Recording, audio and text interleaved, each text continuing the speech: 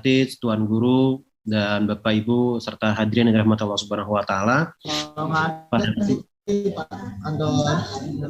Pada kesempatan malam hari ini alhamdulillah kita bisa kembali bersua untuk diskusi ya dan ngobrol-ngobrol tentang buku terbaru guru kita semua nih. Jadi alhamdulillah ini adalah buku beliau yang kurang lebih sudah ke-40 gitu ya. Ini kurang lebih, karena beliau sendiri lupa pas saya tanya, Ustaz ini seberapa nulis buku? Sudah 40-an katanya lupa, karena sudah terlalu banyak yang tulis beliau. Dan luar biasanya, kalau menurut beliau, buku ini ditulis selesai dalam waktu 15 hari kurang lebih. Nah ini kita perlu belajar dari beliau tentang bagaimana bisa secepat itu menulis buku tapi tetap efektif. Nah Bapak Ibu dan hadirin rahmatullah subhanahu wa ta'ala, buku ini berisi tentang kumpulan artikel yang ditulis oleh Dr. Adian Husaini, yang berisi tentang konsep, aplikasi, tantangan, dan solusi praktis tentang pendidikan kita.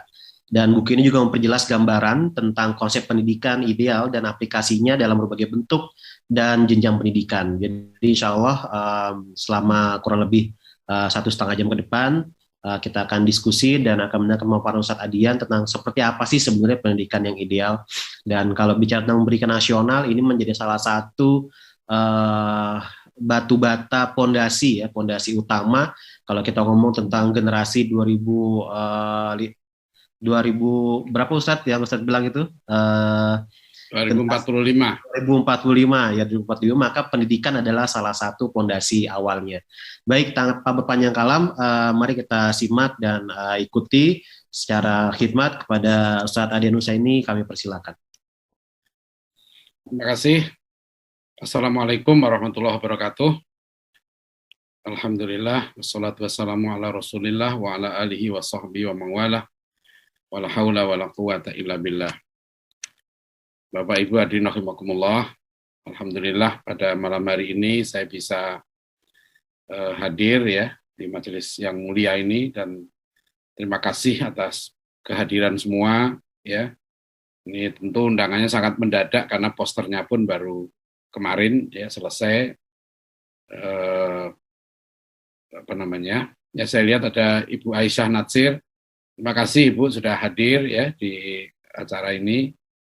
Ada Pak Hanafi dari Dewan Dakwah Jawa Tengah, Pak Ahmad dari KBPII ya, dan mohon maaf semuanya saya tidak bisa menyebut satu persatu dari berbagai daerah di Indonesia. Mungkin ada juga dari teman-teman dari Malaysia.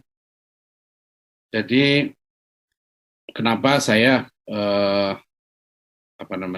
sangat bersemangat gitu ya, sangat bersemangat dan bergairah untuk meluncurkan buku entah yang keberapa ini gitu ya. Karena buku ini sangat praktis. Ya, saya sudah nulis buku pendidikan banyak sekali. Di buku induknya judulnya Pendidikan Islam Mewujudkan Generasi Gemilang Menuju Negara Adidaya 2045. Nah, itu berisi tentang kumpulan makalah, terutama yang pernah saya sampaikan di Badan Pekerja MPR ya. Badan Pekerja MPR tahun 2017 pernah mengadakan roundtable discussion atau diskusi satu meja tentang sistem pendidikan nasional ya, menurut Undang-Undang Dasar 1945. Nah, saya buat paper waktu itu tentang sistem pendidikan nasional kita seharusnya seperti apa kalau mengacu kepada khususnya pasal 31 ayat 3 ya, bahwa negara bunyinya kan pemerintah mengusahakan dan menyelenggarakan satu yang meningkatkan keimanan dan ketakwaan serta akhlak mulia ya, dalam rangka mencerdaskan kehidupan bangsa yang diatur dengan undang-undang. Nah, itu bunyi. Jadi konstitusi kita itu sangat tegas bahwa pemerintah harus ya menyelenggarakan satu sistem pendidikan nasional yang meningkatkan keimanan dan ketakwaan serta akhlak mulia. Ini diperkuat lagi nanti dengan Undang-Undang Sisdiknas ya tahun nomor 20 tahun 2003 ya, Undang-Undang Pendidikan Tinggi nomor 12 tahun 2012 ya. Dan sekarang ini sedang digodok satu undang-undang sistem pendidikan nasional yang baru yang akan menggabungkan ya beberapa undang-undang yang ada termasuk undang-undang guru dan dosen. Nah, berangkat dari situ, sekarang ini juga ada kurikulum Merdeka Belajar, ada istilah pelajar Pancasila ya, yang kalau kita lihat semuanya menyebut ya bahwa pendidikan itu harus meningkatkan iman, takwa dan akhlak mulia. Itu nggak pernah ditinggalkan, ya. Termasuk dalam kriteria pelajar Pancasila sekarang ini. Nah, menurut saya ya ini peluang besar ya bagi umat Islam, ya. Baik secara konstitusi, secara perundang-undangan, ya, dan berbagai peraturan yang ada itu memberikan peluang. Dari beberapa buku itu ya, pendidikan tadi, terus kemudian buku khusus pendidikan tinggi yang saya tulis, Perguruan Tinggi Ideal di Era Disrupsi. Nah, buku yang sekarang ini merupakan kumpulan artikel. Karena kumpulan artikel lebih dari 200 artikel ini, itu mudah sekali memahami berbagai problematika pendidikan di lapangan dan solusinya. Makanya kan saya berani menulis mengapa buku ini penting ya. Ada 5 alasan, ya, ada 5 alasan.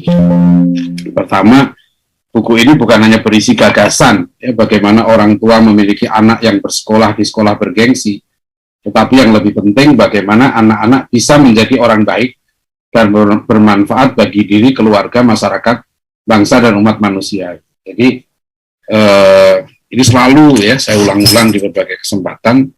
Ya, bahasa sederhananya saya bilang bukan hanya bagaimana anak bisa cari makan supaya hidup, ya, tapi yang lebih penting adalah anak paham tentang makna hidup itu.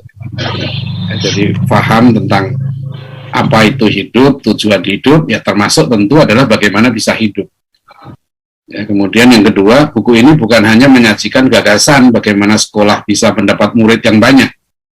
Ya, ini wajar sekali kalau kita mengelola lembaga pendidikan ya, karena saya dengan istri itu dari tahun 98 mendirikan TPA, ya, TK sudah 22 tahun 2000 sampai sekarang sudah pesantren gitu ya, berkembang dengan murid sekitar 400-an sekarang ini ya. Jadi yang formal, yang non formal ya, yang itu sudah kita coba untuk aplikasikan. Ya, jadi kalau kita bikin lembaga pendidikan, pertanyaan yang sering ditanyakan kan gitu, berapa jumlah muridnya, berapa jumlah santrinya. Jadi ini sampai ada satu artikel yang saya tulis tentang itu, berapa jumlah santri gitu. Jadi kalau pesantren santrinya 5 orang, dianggap kurang keren. Ya, kalau santrinya ribuan, dianggap itu keren. Padahal nanti problem kita semakin banyak murid, ya, itu juga semakin berat mendidik. Jadi harus ada keseimbangan. Jadi bukan hanya murid yang banyak yang kita perlukan, bukan hanya, tidak penting ya, tapi yang lebih penting bagaimana para guru di sekolah menjadi guru sejati yang bisa mendidik keluarga dan murid-muridnya dengan bijak dan benar. Jadi sekolah pesantren itu sebetulnya juga tempat mendidik para guru. Maka di sini ada satu bab khusus yang saya kumpulkan banyak artikel tentang peran guru.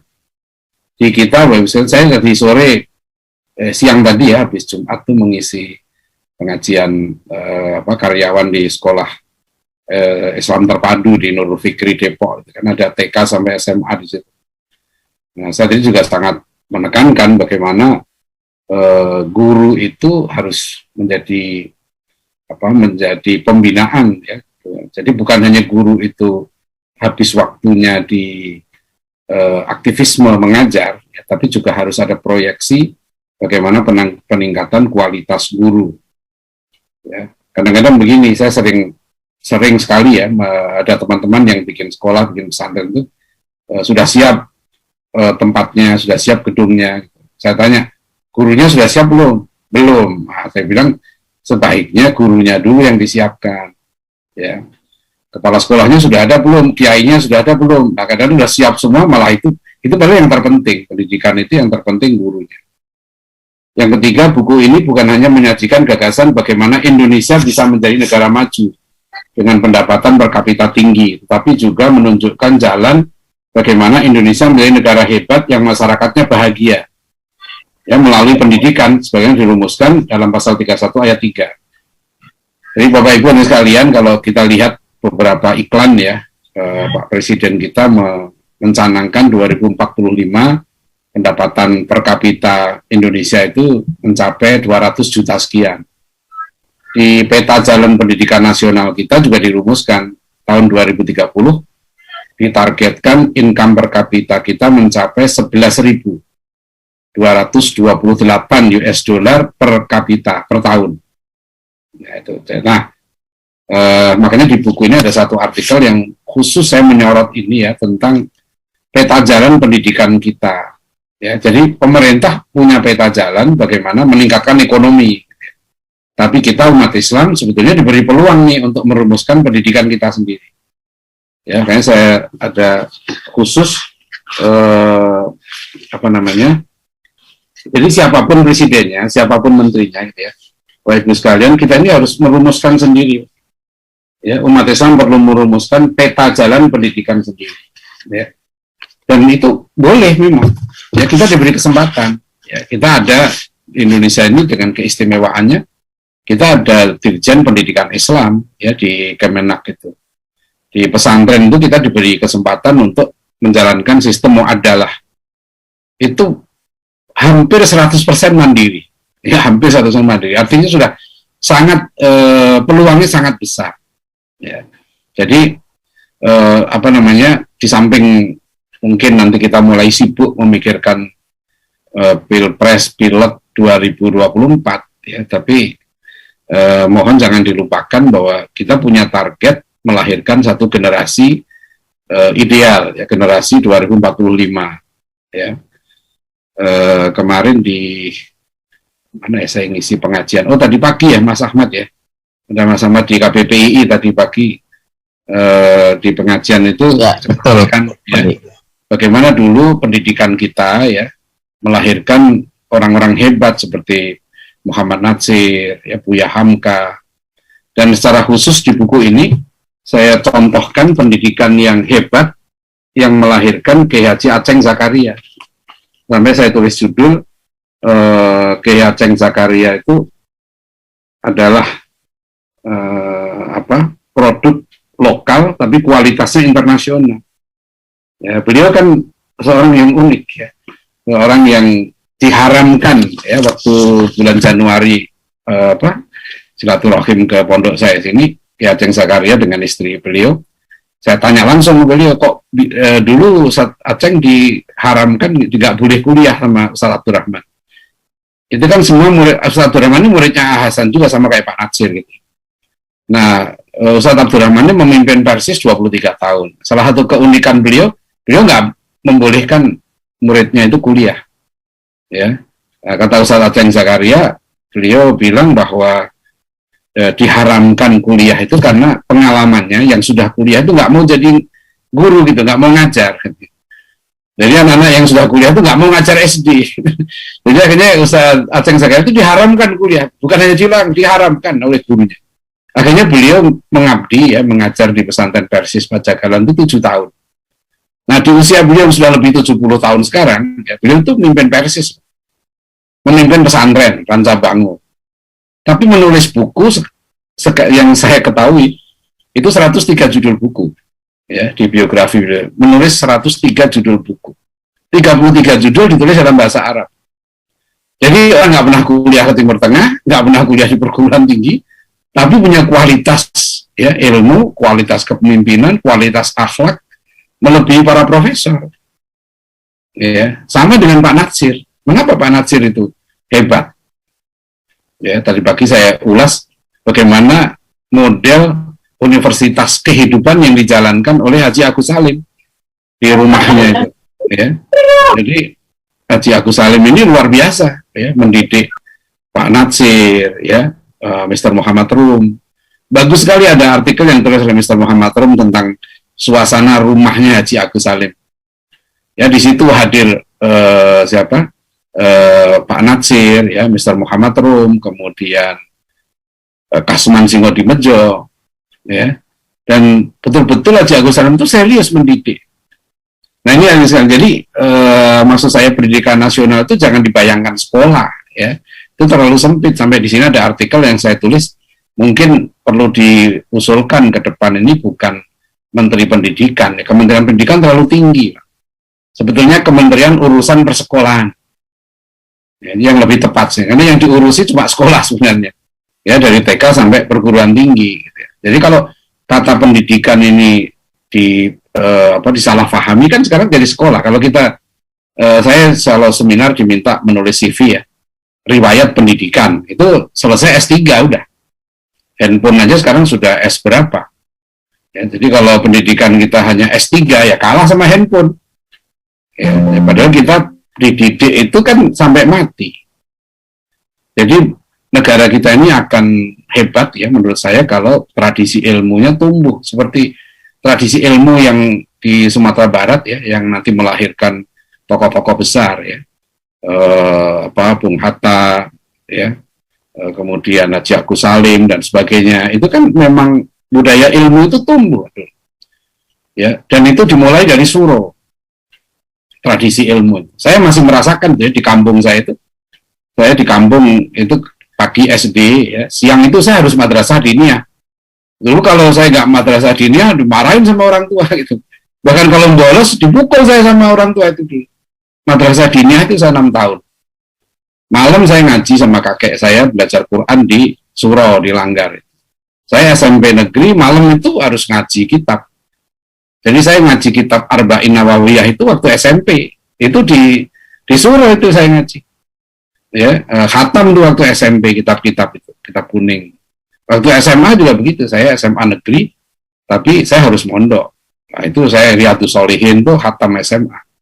Ukudul Ujian tuh kitab kawin tuh SMA saya udah tamat tuh 2 atau 3 kali. Ya, Taklimul Muta'alim itu SMA dulu. Jadi dulu saya mengalami ya budaya ilmu yang luar biasa di kampung itu. Ya, bapak saya itu guru SD, ya, aktivis Muhammadiyah. Tapi bapak saya itu langganannya Al-Muslimun, Panji Masyarakat gitu ya. Jadi saya sudah baca tadi pagi ada cucunya Hamka datang ke pondok saya karena anaknya ada yang di sini jadi cicitnya Buya Hamka. Ya, banyak tadi saya tanya gimana kehidupan Buya Hamka dan seterusnya. Jadi rahimahullah ya, dulu menarik itu. Makanya kalau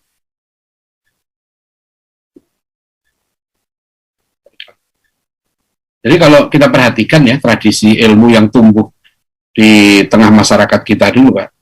Masyarakat kita itu dulu nggak membatasi pendidikan hanya di sekolah. Ya, nggak hanya menjalankan pendidikan hanya di sekolah, ya, nggak. Jadi misalnya kisah Pak Natsir ya, kisah Pak Natsir yang disuruh pulang oleh Haji Agus Salim ketika, Buya Hamka ya, bukan Pak Natsir, baru 7 bulan di Mekah terus diminta pulang kan ke Indonesia. Ya, bahasanya Agus Salim itu begini aja, Agus Salim. Kamu kalau mau jadi ulama itu ke Indonesia pulang gitu. Karena kalau kamu 20 tahun di Mekah, kamu pulang akan jadi labe. Labe itu tukang baca doa. Saya nggak tahu, Agus Salim itu sangat cermat ya, dan beliau kan memang dikenal grand old man. Selisih umurnya dengan Pak Natsir itu 24 tahun. Kalau Haji Agus Salim itu lahir 1884 ya. Pak Natsir lahir 1908. Jadi selisih umurnya 24 tahun. Satu generasi itu. Nah, sama dengan Buya Hamka lahirnya 1908 ya, tahunnya sama dengan Pak Natsir itu. Nah, tahun 45 waktu panitia 9 itu ya. Usia Haji Agus Salim itu sudah 61 tahun. Usia Bung Karno baru 39 tahun. Nah, nanti kita bisa melihat pengaruh Haji Agus Salim yang sangat besar dalam melahirkan banyak tokoh-tokoh kita. Nah, itu yang sebenarnya saya maksudkan pendidikan. Ya, pendidikan ini harus hidup ya dari keluarga. Tradisi ilmu itu harus hidup di keluarga, di masyarakat, di masjid gitu ya. Jadi kalau sekarang dibatasi pendidikan itu sama dengan persekolahan, itu fatal sekali. Ya. Itu saya pernah nulis artikel tapi sudah nggak masuk di buku ini ya, masuk di buku yang sebelumnya yang judulnya Jangan Kalah Sama Monyet. Ya, itu ada artikel tentang sekolahisme, bahaya ya kalau menyempitkan makna pendidikan itu hanya dengan sekolah. Jadi kalau konstitusi kita mengatakan pendidikan itu melahirkan manusia beriman, bertakwa, berakhlak mulia, ya itu memang pendidikan dalam arti yang terbaik ya, pendidikan dalam makna Islam. Nah, sekali lagi Bapak Ibu sekalian ya, inilah yang kita punya. Saya melihat peluangnya sangat besar sekali. Jadi sering saya ditanya, makanya di artikel ini banyak sekali jawaban saya tentang realitas pendidikan sekarang gitu ya. Sering bertanya begini, kan pemerintah itu kurikulumnya seperti ini, ya, ada pendidikan seperti ini. Saya bilang kenapa kita selalu bicara pemerintah, kan ada satu artikel yang tertulis ya, siapapun presiden dan menterinya, itu kita nggak boleh mendidik anak yang tidak sesuai dengan Islam, ya. Kan nggak boleh nanti di akhirat ditanya, kenapa kamu nggak didik anakmu sesuai dengan ajaran Islam. Terus ya Allah, kurikulum pendidikan nasionalnya nggak sesuai dengan Islam, misalnya gitu ya. Ya Allah, menterinya begini, presiden begini, ya itu nggak bisa jadi alasan itu. Ya, kita tanggung jawab kita tetap bahwa pendidikan tanggung jawab orang tua. Ya, makanya siapapun presidennya, siapapun menterinya gitu, itu harus tetap ya anak-anak itu harus dididik dengan benar, ya, dan itu boleh, bukan hanya boleh, memang diperintahkan oleh konstitusi ya. Nah, itu yang saya maksudkan ya, roadmap itu. Jadi kalau sekarang ini ya, mulai dari anak-anak kita, tahulah ya, mulai dari tingkat SMP, Pak, lulus SMP itu 15 tahun. Kita punya waktu 23 tahun untuk menuju 2045. Ya, 23 tahun itu waktu yang sangat tepat ya untuk melahirkan satu generasi baru. Nah, inilah yang ditulis oleh Dr. Majid Ihsan Al-Gilani ya, dalam buku Hakata Toharojilu Salahuddin. Bagaimana para ulama dulu ya, ketika zaman perang salib ya, waktu itu ada kekhalifahan, ada khalifahnya, syariat Islam berlaku 100%. Umat Islam umat yang paling kaya, umat Islam umat yang paling maju sains dan teknologinya. Barat waktu itu tertinggal sekitar 500-600 tahun ya, sains teknologinya dengan umat Islam. Tapi uniknya kemudian ya, pasukan salib berhasil menyerbu Yerusalem dan menduduki kota Yerusalem selama 88 tahun. Nah, dan buku itu kemudian memberikan inspirasi ya, bagaimana Dr. Ihsan Al-Gilani yang memang ahli pendidikan ya, dia merumuskan strategi yang namanya al-insihab wal-audah. Strategi menarik diri untuk melompat ke depan. Ya, bagaimana dari madrasah-madrasah, dari pondok-pondok pesantren waktu itu ya, bisa melahirkan satu generasi baru, namanya generasi Salahuddin. Ya, jadi banyak contoh sejarah. Rasulullah SAW memberikan contoh melahirkan generasi sahabat. Ya, khairun nas qarni. Modelnya ada. Ya, jadi modelnya ada, ta'addabu tsumma ta'allamu. Itu sudah dirumuskan oleh Umar bin Khattab radhiyallahu anhu. Ya, Ali bin Abi Thalib juga merumuskan begitu, para ulama kita juga sudah memberikan contoh. Jadi ada sejarahnya, ada konsepnya masih bisa kita pelajari ya, sehingga menurut saya ya, ini kesempatan yang sangat besar ya, kita untuk berbuat sesuatu. Dan kita perlu mengingat ya, bahwa perjuangan pendidikan Islam ini sudah sangat lama. Ya, tadi saya mengingatkan teman-teman di Nurul Fikri misalnya, bahwa pada akhir tahun 80-an ya, awal 90-an itu mulai ada gerakan pendidikan nasional yang ya, gerakan pendidikan, lembaga pendidikan Islam yang dimotori aktivis-aktivis kampus ya. Lahirlah Nurul Fikri, kalau di Jogja Sekolah Abu Bakar ya, di Jawa Timur Sekolah Al-Hikmah. Dan sekarang gerakan sekolah Islam ini luar biasa. Kita sekarang membaca berita misalnya ada SD yang tutup, ya, ada yang SMP nggak dapat murid, gitu ya. Di tempat saya di daerah Depok itu ada TK yang mewah, ya, tapi nggak pakai nama Islam, tutup itu. Itu TK murah, ya, fasilitasnya lengkap, ya, tutup. Minim sekali muridnya. Sekarang ini luar biasa, masyarakat Islam itu percaya kepada lembaga-lembaga pendidikan Islam. Kepercayaan ini luar biasa. Nah, hanya ya ada satu tahapan yang perlu kita perjuangkan, ya, yaitu tahapan yang sudah dirintis oleh Pak Natsir, ya, yaitu jadi tahun 1938 ya. Pak Natsir itu menulis artikel judulnya STI, Sekolah Tinggi Islam. Jadi 7 tahun sebelum lahirnya Universitas Islam yang pertama, ya 8 Juli 1945. Itu Pak Nasir sudah menulis makalah pentingnya ya pendidikan tinggi. Jadi Pak Nasir itu nggak mau kuliah di perguruan tinggi Belanda gitu ya. Tapi uniknya beliau menggagas ya bahwa umat Islam itu butuh perguruan tinggi itu. Dan nanti dalam Kongres Masyumi tahun 44 ya itu ada 2 keputusan penting. Satu, umat Islam menyiapkan laskar Hizbullah, dan satu lagi membentuk panitia pendirian Universitas Islam yang diketuai oleh Muhammad Hatta atau Bung Hatta, dan sekretarisnya adalah Bapak Muhammad Natsir. Jadi dulu tokoh kita hebat, Pak. Belum merdeka yang dibangun ini universitas. Ya. Jadi 8 Juli 1945 itu berdiri universitas yang pertama. Itu universitas pertama milik orang Indonesia. Karena 3 universitas yang lain itu milik Belanda semua. Dan makanya waktu peluncuran ini Bung Karno hadir, ya, banyak tokoh-tokoh hadir yang waktu itu di kantor Masyumi, ya, di Jalan Teguh Umar, Jakarta. Pendirian universitas yang pertama. Nah, sehingga banyak di buku saya ini saya tulis lebih dari 30-an ya artikel tentang perguruan tinggi. Karena dulu tokoh kita untuk apa buat Universitas Islam? Kalau sudah ada ya di Bandung ada Technische Hogeschool, di Jakarta ada Recht Hogeschool, sekolah tinggi hukum, ada sekolah tinggi kedokteran, ya.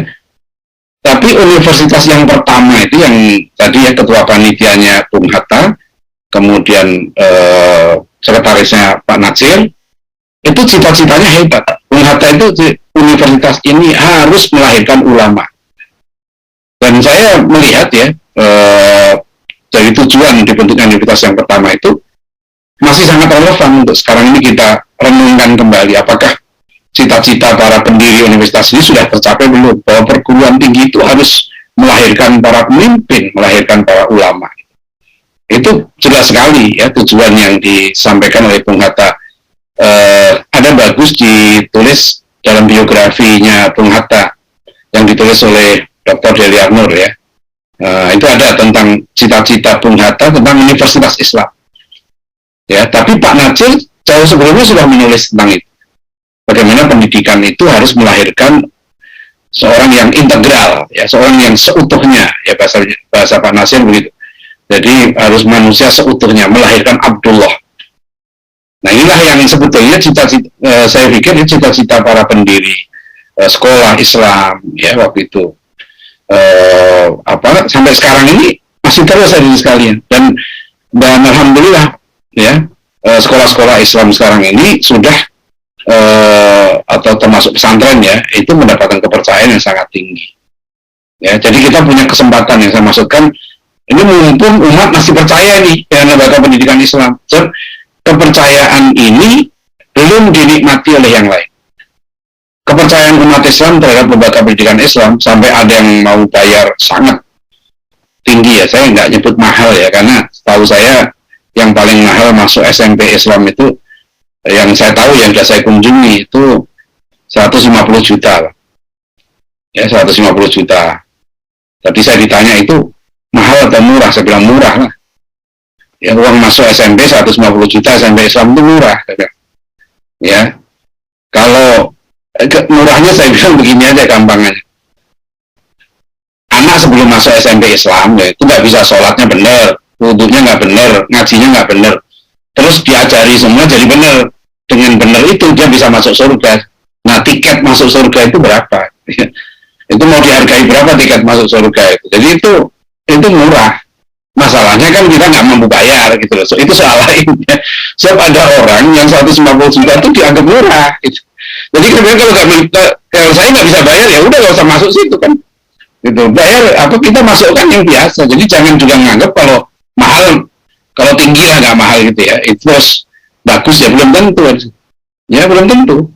Ini sudah salah nih kalau menganggap bahwa pendidikan itu kalau yang SMP-nya tinggi itu terus bagus, belum tentu juga ya.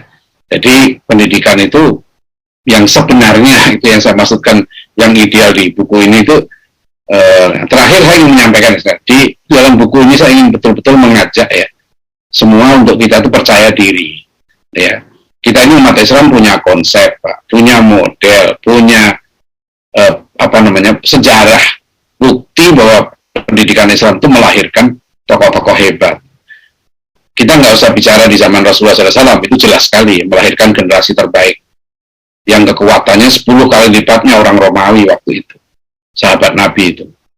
Ya, nah di generasi 45 saja itu kan lahir dari proses pendidikan yang benar ini. Ya, tadi yang saya contohkan lahirnya, kalau kita baca ya riwayat bagaimana Kiai Hasyim Asy'ari, Kiai Ahmad Dahlan dididik oleh Kiai Soleh Darat sampai kemudian dikirim ke Mekah ya berguru kepada Syekh Ahmad Khatib Al-Minangkabawi. Itu proses pendidikan itu bisa kita pelajari ya. Jadi ada yang nanya, apa bisa kita melahirkan manusia seperti Muhammad Natsir, Buya Hamka? Saya bilang bukan, pertanyaannya salah, bukan bisa atau enggak, tapi wajib. Ya, karena ada prosesnya. Ya, sahabat Nabi, ya Pak Natsir, Buya Hamka itu kan sama dengan kita fisiknya. Yang membedakan sahabat Nabi dengan kita itu apa? Pendidikannya. Ya, mereka dididik oleh guru terbaik, yaitu Rasulullah SAW. Ya, nah itu yang nggak bisa digantikan oleh yang lain. Ya, lahirnya tokoh-tokoh kita itu sama prosesnya. Itulah kenapa Pak Nasir itu berpesan penting. Ya, sampai di sini tuh saya tulis satu bab khusus kumpulan artikel tentang guru, ya, meneladani Pak Nasir sebagai guru.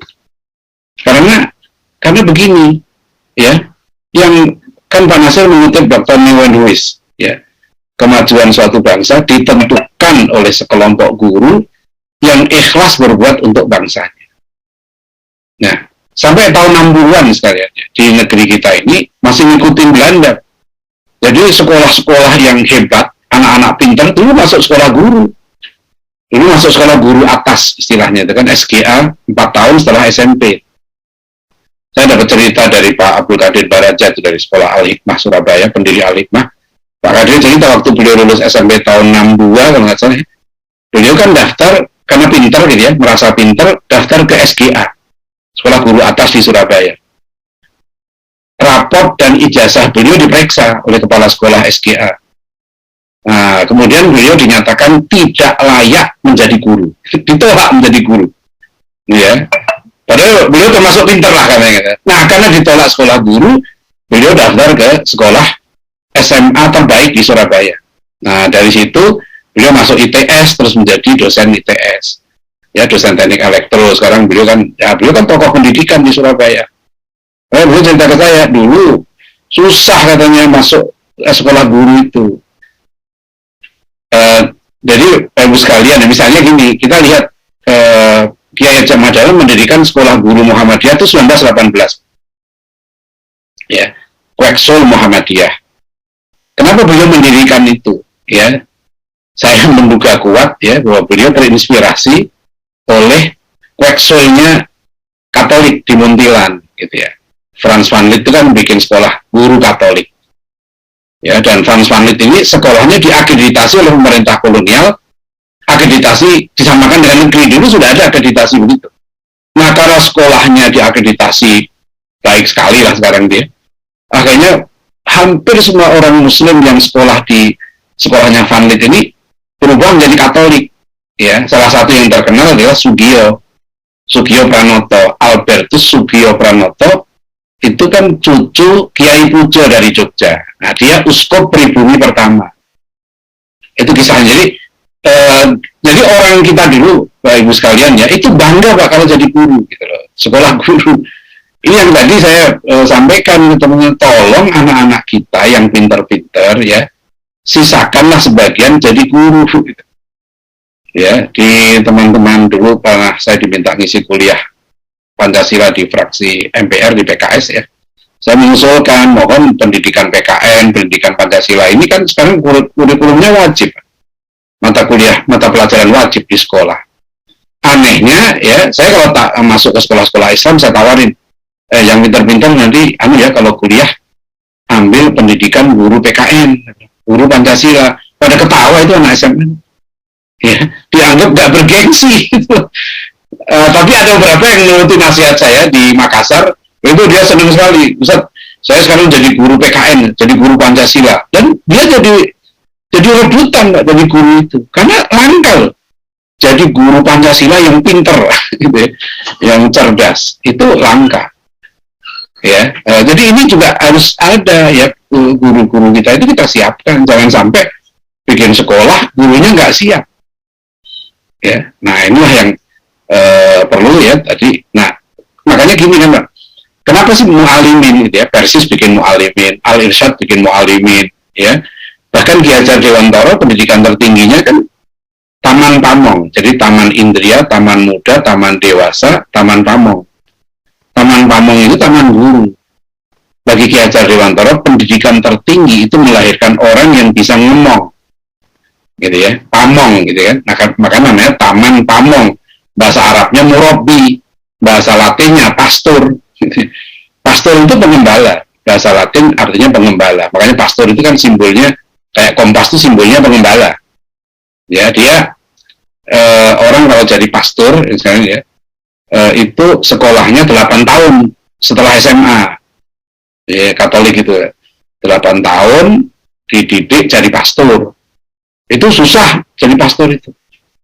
Nah, setelah dia lulus nanti disumpah.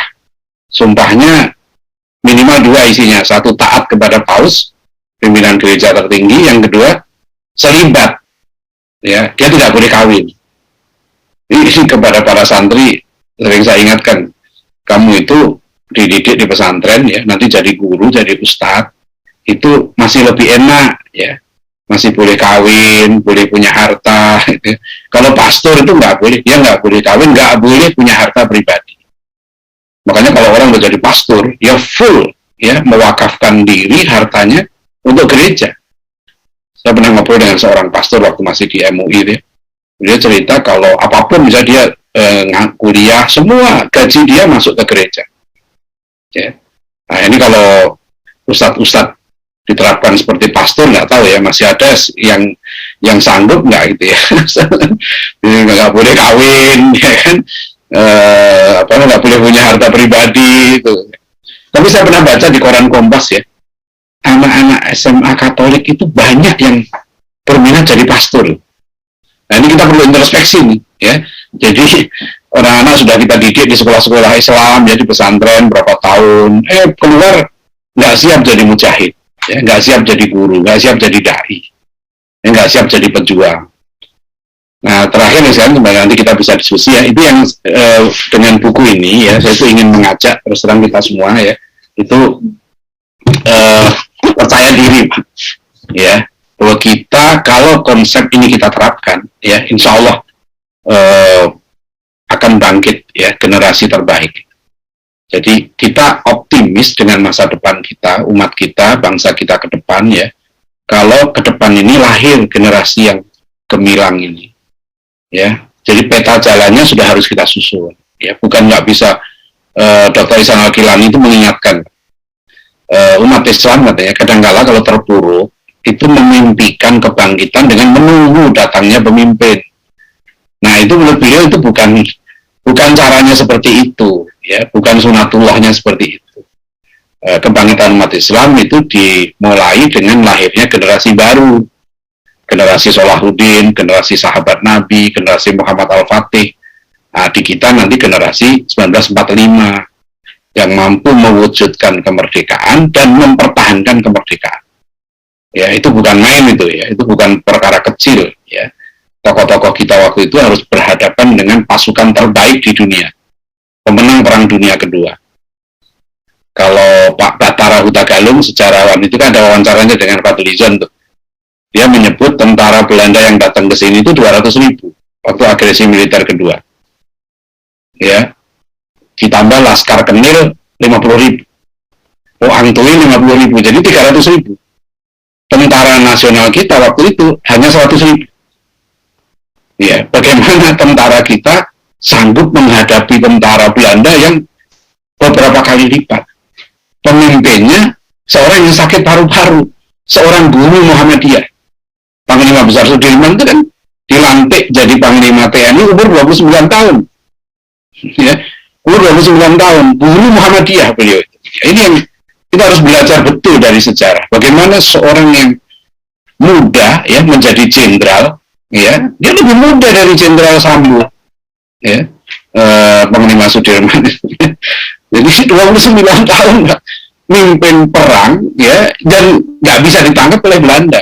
Bahkan ketika sudah terkepung, itu lolos. Belanda nggak mengenali mana Sudirman. Padahal Panglima Belanda bilang kalau Sudirman ketangkep, tamat ini Republik ini. Indonesia itu tamat.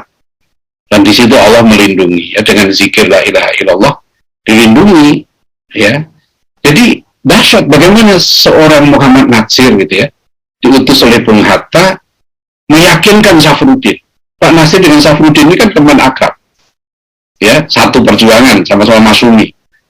Tapi beda pendapat. Safruddin nggak mau menyerahkan mandatnya ke Bung Karno karena Safruddin kan tersinggung. Mandat diberikan Bung Karno kepada Safruddin Prawian Negara, tapi yang kemudian berunding justru Bung Karno, ya, mengutus Pak Rum, perundingan Rumpan Royem itu. Nah, Safruddin kan seorang sarjana hukum, beliau kan, seorang Mr. Interrechten, ya, nggak mau menyerahkan mandatnya. Yang disuruh bujuk Pak Safruddin itu Muhammad Natsir sampai 2 kali, ya. Jadi akhirnya baru Safruddin itu melunak yang kedua kali mau menyerahkan mandat kepada Bung Karno dan negara kita selamat dari perpecahan. Jadi kalau kita belajar dari sejarah ini, ya, saya hanya melihat seorang Muhammad Natsir itu kan lahir dari proses pendidikan. Dari mana? Nah, itu Pak Nasir menceritakan bagaimana beliau dididik oleh Syekh Surkati, oleh Ahasa, ya, oleh Muhammad Haji Agus Salim. Ya. Nah, ini urgent sekali, Pak. Jadi kalau kita mau melahirkan generasi gemilang, yang harus kita lahirkan ya memang mentornya. Ya, guru-guru itulah yang melahirkan ini. Saya melihat di situasi kita sekarang ini, salah satu cara untuk jalan pintasnya adalah menjadikan keluarga kita menjadi universitas, menjadi madrasatul ula. Jadi pendidikan itu bukan hanya sekolah, bahkan sekarang ini di era disrupsi, ya, rumah keluarga kita, ya, masjid kita, sekolah kita, pesantren kita, itu bisa menjadi universitas yang sebenarnya tanpa kita formal, ya, karena kita sekarang sudah bisa full 100% online. Tapi yang nggak bisa digantikan oleh internet adalah penanaman nilai. Jadi ringkasnya begini ya, dengan peluang yang diberikan UUD 45 bahwa pendidikan harus melahirkan manusia beriman, bertakwa, berakhlak mulia. Nah, itu yang adalah nilai jual kita sebenarnya. Itulah keunggulan pendidikan Islam. Ya, itu utamimu makarimal akhlak. Rasulullah diutus untuk menyempurnakan akhlak. Nah, di sini pentingnya, ya. Kami sudah mendeklarasikan sekitar 50 kampus, ya. Itu AKBAM, Asosiasi Kampus Berbasis Akhlak Mulia. Ya, ini belum sosialisasi, ya, baru sekali pertemuan, ya, di Solo waktu itu, dan kita harus yakin dengan model pendidikan kita sendiri. Insya Allah dengan itu, ya, kita bisa memberikan manfaat yang seoptimal mungkin di negeri kita ini, insya Allah. Demikian, billahi taufiq wal hidayah. Assalamualaikum warahmatullahi wabarakatuh. Waalaikumsalam warahmatullahi wabarakatuh. Terima kasih Ustaz Adian. Baik Bapak Ibu dan hadirin yang dirahmati Allah Subhanahu wa taala, insyaallah kita akan buka forum diskusi. Tapi sebelumnya ada pesan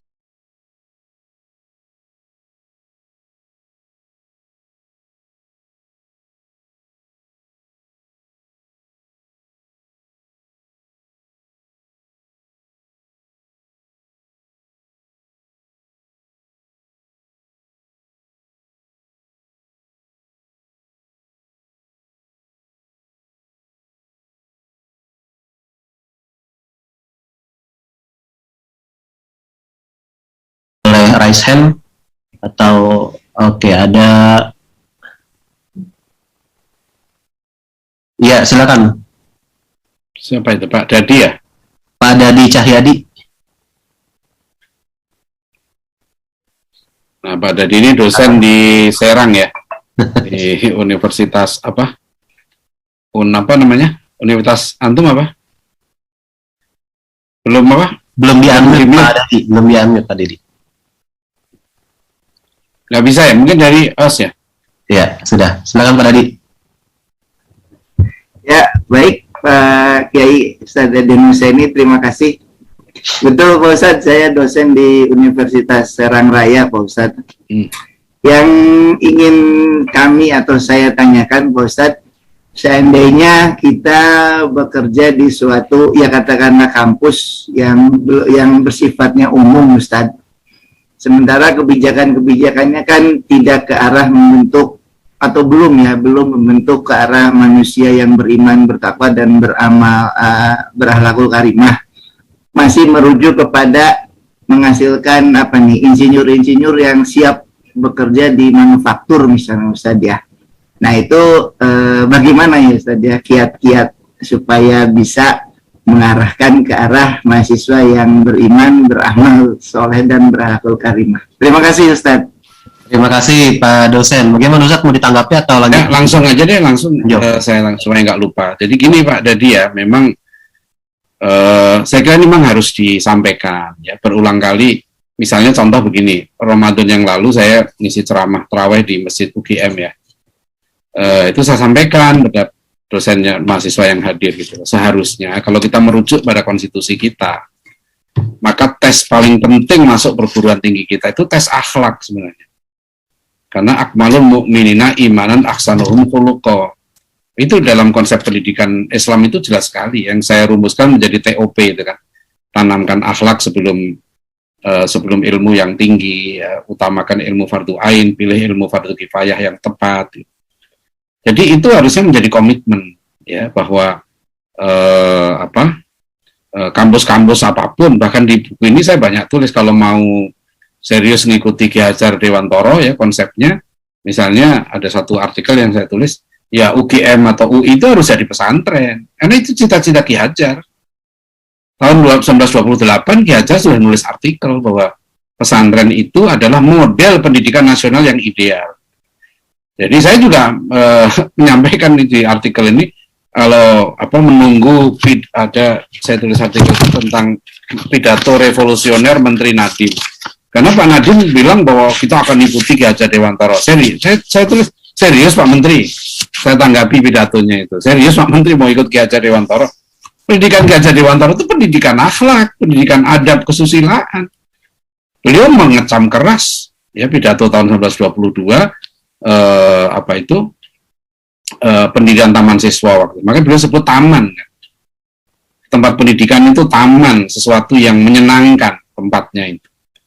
Dan Ki Hajar sudah menyebut bahwa pendidikan model barat, dia sebut tuh, pendidikan model barat ini hanya akan menjadikan anak-anak kita, ya, itu hanya mendapatkan ijazah yang memungkinkan mereka menjadi buruh. Model pendidikan massal ini memang melahirkan buruh. Itu. Jadi tapi Dadi bukan berarti itu salah ya. Saya mengatakan bukan berarti salah loh mendidik orang jadi profesional tadi, supaya bisa cari makan lah gampangannya gitu. Maka di buku saya sebelumnya yang diterbitkan ProU kan saya kasih judul jangan kalah sama monyet. Ya, jangan kalah sama monyet gitu. Maksudnya ya saya kuliah saya itu kedokteran hewan. Jadi saya insya Allah tahu lah bahwa monyet itu untuk bisa cari makan itu nggak perlu kuliah. Setahu saya begitu, kecuali nanti ada riset lain yang membuktikan beda gitu ya. Tapi monyet itu nggak bisa cari makan tanpa kuliah, yang jelas begitu. Ya itu harus disadarkan bahwa tujuan kuliah itu bukan hanya bisa cari makan, gitu.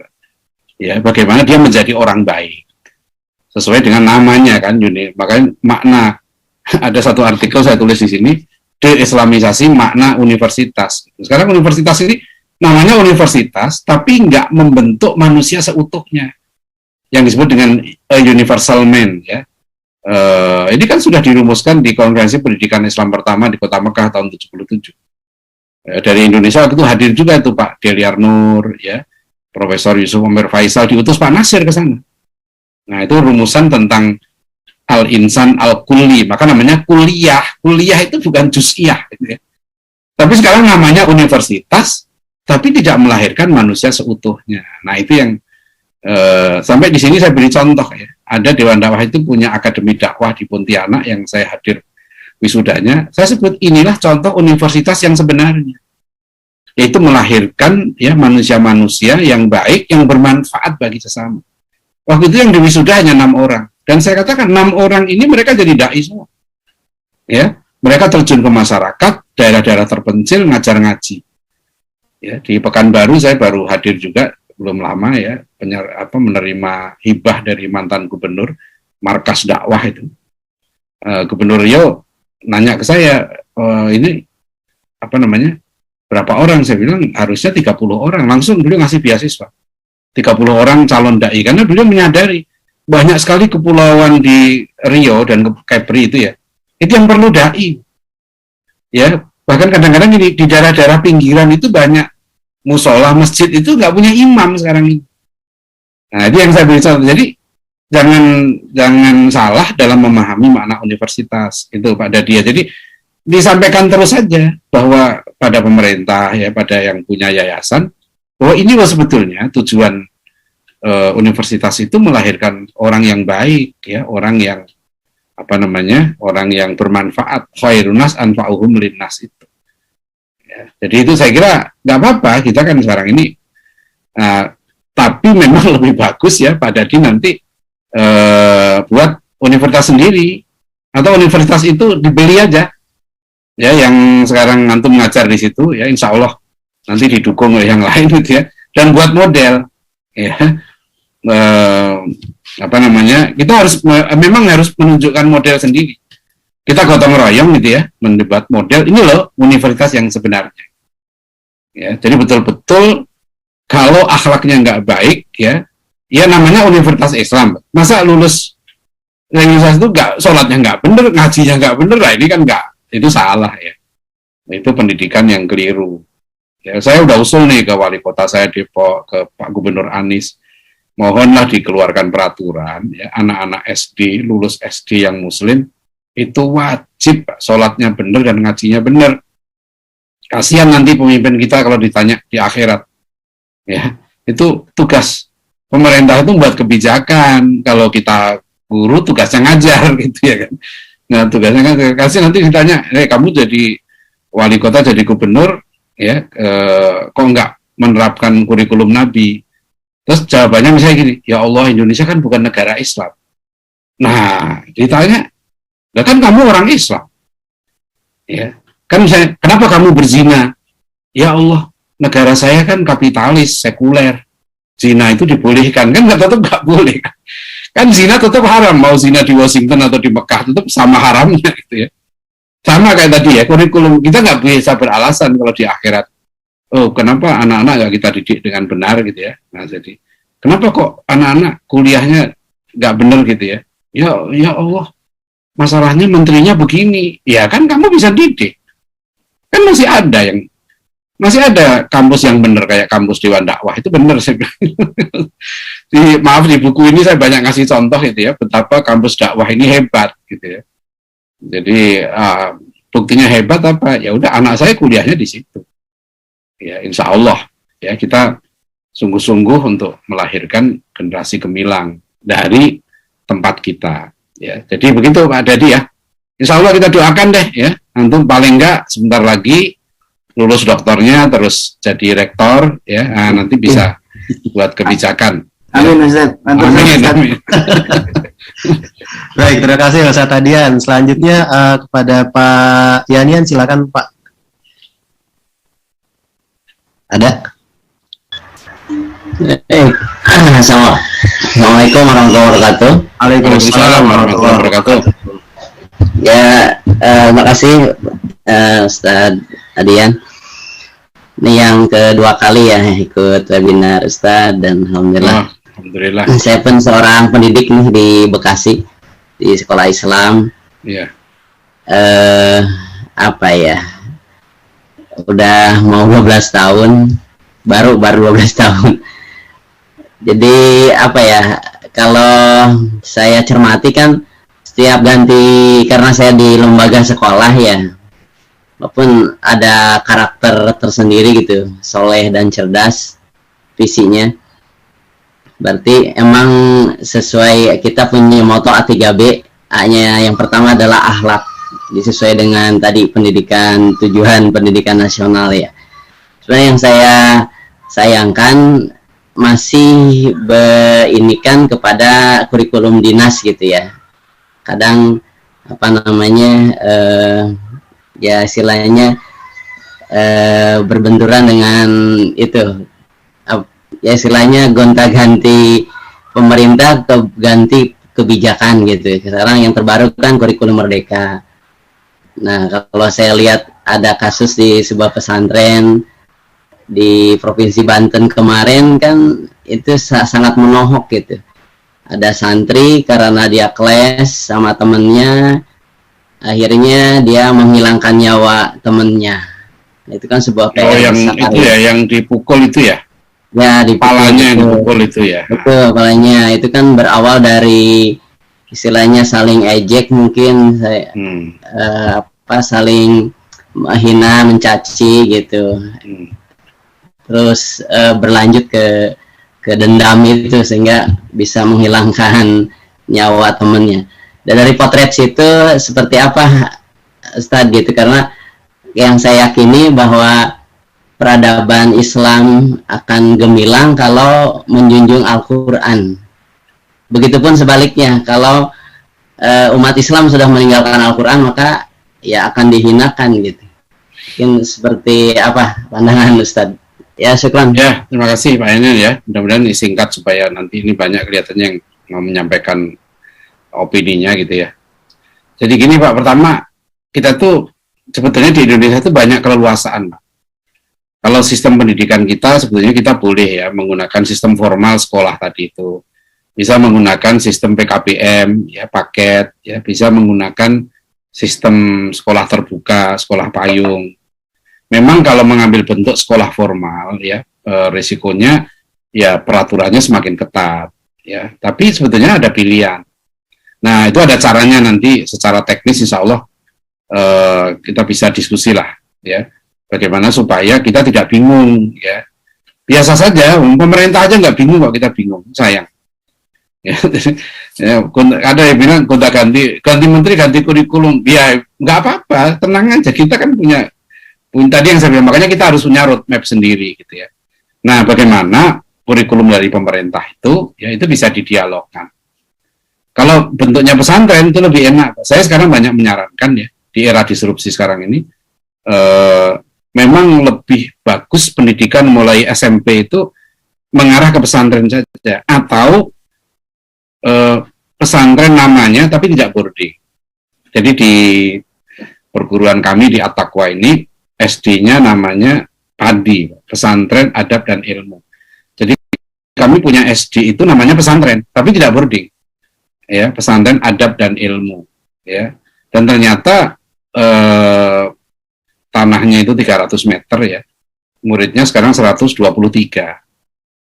Nah, banyak orang-orang yang sadar pendidikan itu. Mereka orang tua ini sekarang pengen anaknya itu berakhlak, beradab, itu yang penting. Soal legalitas itu mengambil paket juga nggak apa-apa gitu ya. Jadi sudah banyak juga orang tua yang mulai gitu ya memilih ya. Saya nggak suka disebut pendidikan alternatif ya. Soal kayak pengobatan alternatif gitu kayaknya. Bukan. Ini sebenarnya pendidikan yang sebenarnya bukan alternatif ya, karena menekankan akhlak yang utama itu. Jadi gitu Pak, itu yang penting ini Pak, kalau kurikulum pemerintah itu yang penting gurunya sebenarnya. Gurunya bijak lah ya menyampaikan kurikulum mengajar itu bisa. Nah, kalau mengambil bentuk pesantren itu bisa leluasa sekali mengambil bentuk muadalah. Pemerintah juga sudah ngasih sebenarnya.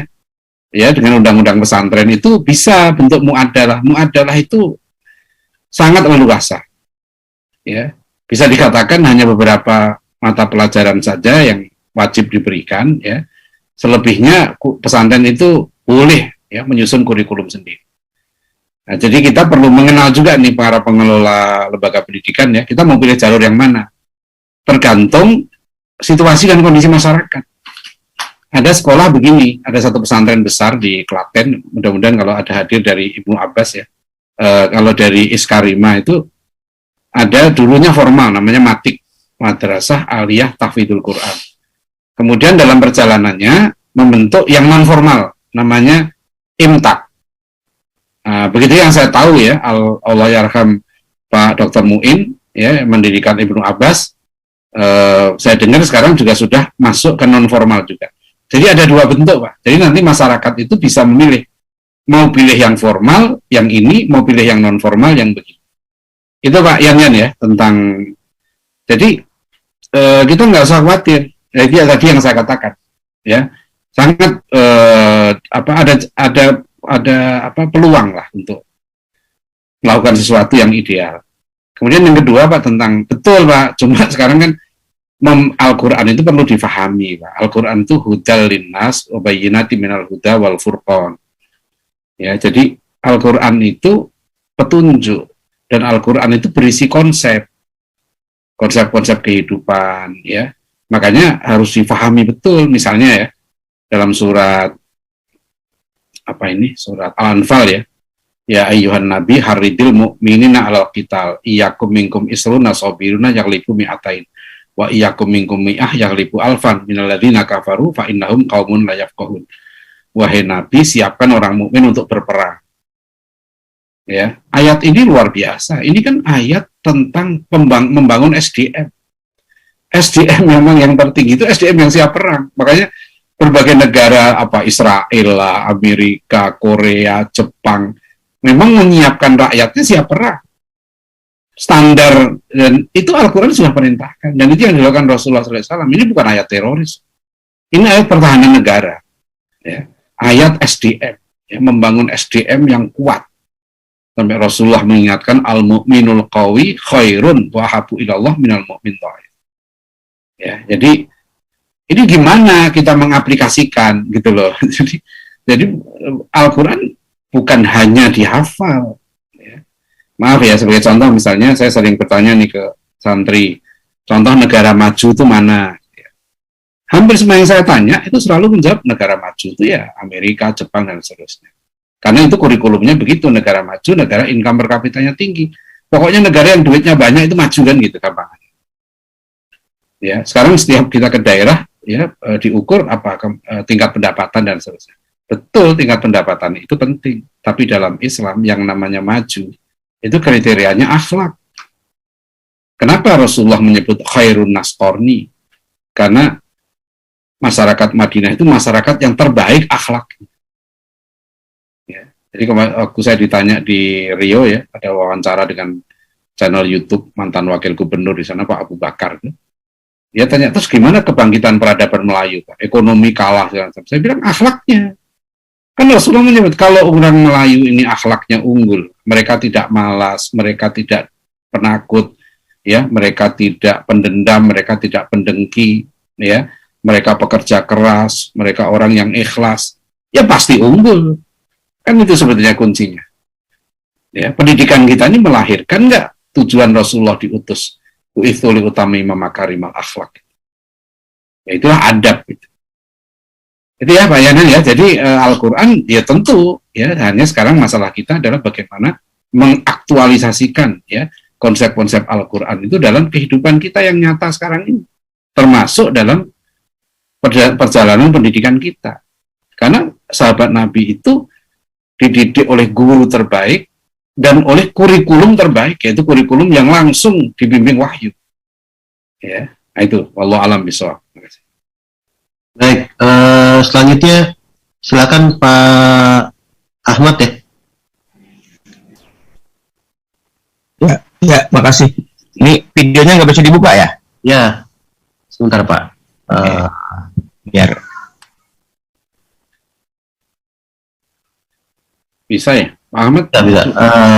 ya, baik. Makasih. Kelihatan lah wajahnya udah cakep. Ya, ya, kelihatan cakep ya. Ya, udah. Ya, baik. Makasih Ustaz. Langsung saja saya pikir. Saya juga ngajar dari tahun 1991 di Fakultas Ekonomi di UIA. Sekarang mungkin udah 31 tahun yang ngajar. Masya Allah. Jadi guru lah di kampus. UIA itu maksudnya Universitas Saya melihat Asy-Syafi'iyah. Universitas Islam Asy-Syafi'iyah. Oh ya, Asy-Syafi'iyah. Ya. Ya, ini saya melihat ada satu yang dikejar-kejar oleh para dosen pertama serdos, kedua masalah jabatan fungsional. Nah, kedua ini menjadi fokus para dosen pada umumnya untuk mendapatkan apresiasi dalam bentuk sertifikat sertifikasi dosen ya, dan juga dengan mengejar jabatan fungsionalnya ya, dari mulai asisten ahli sampai mungkin guru besar. Saya selama 31 tahun ngajar memang nggak pernah mengurus hal itu. Nah, jadi merupakan fungsi utama para dosen untuk menjadi pendidik tadi.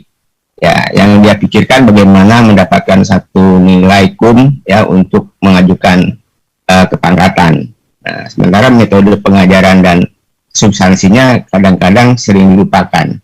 Untuk mendapatkan satu tulisan, ya biasalah berkolaborasi dengan skripsi mahasiswa dimodifikasi, jadilah hasil penelitian seolah-olah seperti itu. Begitu juga pengabdian masyarakatnya juga ya banyak saya lihat yang kurang pas. Itu yang pertama. Ini kan menjadi menurut saya ini semacam racun bagi para dosen, merupakan fungsi utamanya. Nah, sehingga yang dikejar adalah pengangkatan jabatan fungsional ya. Terus kalau dulu gini Ustaz, ketika saya mahasiswa kan sering nulis resensi apa segala macam, ditulis di media dan itu mendapatkan honor ya, alhamdulillah gitu kan. Sekarang tuh orang untuk tulisannya dimuat di jurnal itu harus bayar ya. Untuk lulus S3 misalkan tulis jurnal Scopus di mana harus bayar puluhan juta. Nah itulah kadang-kadang saya merasa kurang tertarik. Nah ini yang kedua ini Ustaz, mohon mungkin Ustadz bisa menjauhi lagi. Dulu ada BKS PTIS, Badan Kerjasama Perguruan Tinggi Islam Swasta, itu Jakarta, Bogor, dan Bandung ya, Asafia, Ibnu Khaldun, dan Unisba. Saya kira ini perlu dihidupkan lagi untuk merealisasikan gagasan Ustadz tadi. Bagaimana para pengelola perguruan tinggi bisa memanage para dosennya sehingga bisa mendidik mahasiswanya sesuai dengan visi dan misi kampus-kampus Islam ya. Karena saya lihat kampus-kampus Islam itu sudah tidak fokus lagi dalam hal tujuan pencapaian pendidikan Islam, yang adalah mengejar bagaimana peringkat-peringkat status kampus ya. Saya kira itu mungkin sebagai masukan dan mungkin bisa dicoel itu Pak Jimla Sidiki dulu kalau tidak salah sekretaris BKS PTIS dengan Pak Ahmad Tito Siduro. Kira demikian, makasih. Assalamualaikum warahmatullahi wabarakatuh. Terima kasih Pak Ahmad. Memang kita dosen ya sama-sama, jadi itulah sama. Kalau saya kadang-kadang merasa, saya sampaikan ya, kita ini ya, saya dosen penulis ya, kadang-kadang merasa, bukan kadang ya, saya merasa terhina ya, karena kita itu tulisan kita baru dianggap bagus setelah nulis dalam bahasa Inggris. Saya bilang ini kan penjajahan. Sejak kapan ya kita itu harus menulis, baru tulisan kita diakui ya kan, diakui bermutu setelah dalam bahasa Inggris. Karena sebetulnya ya mungkin saya nggak tahu berapa persen ya, tapi banyak sekali bahkan kampus negeri yang besar pun memberikan anggaran yang sangat besar untuk editor jurnal gitu ya, diterjemahkan dalam bahasa Inggris gitu ya. Ini kan lucu, kita itu berbahasa satu bahasa Indonesia. Padahal tulisan kalau dalam bahasa Inggris tuh yang baca siapa sebenarnya. Jadi nggak benar bahwa kita harus belajar bahasa Inggris sih. Ya, saya nulis disertasi dalam bahasa Inggris juga. Tapi saya kadang-kadang Pak Ahmad merasa ini kok kita tuh dijajah gitu loh. Saya 20 hari keliling di Inggris ya, ngasih ceramah di berbagai kota itu. Itu saya ketemu orang bodoh-bodoh di Inggris tuh, semua berbahasa Inggris. Ya, jadi di Inggris tuh orang gila aja bahasanya Inggris. Jadi maksud saya, ya orang Jawa bilang ngono, ya ngono nih aja ngono gitu ya. Jadi janganlah kita itu, masa kita ada seorang ahli bahasa Sunda atau ahli bahasa Jawa, nulis artikel dalam bahasa Jawa, nggak dianggap bermutu gitu.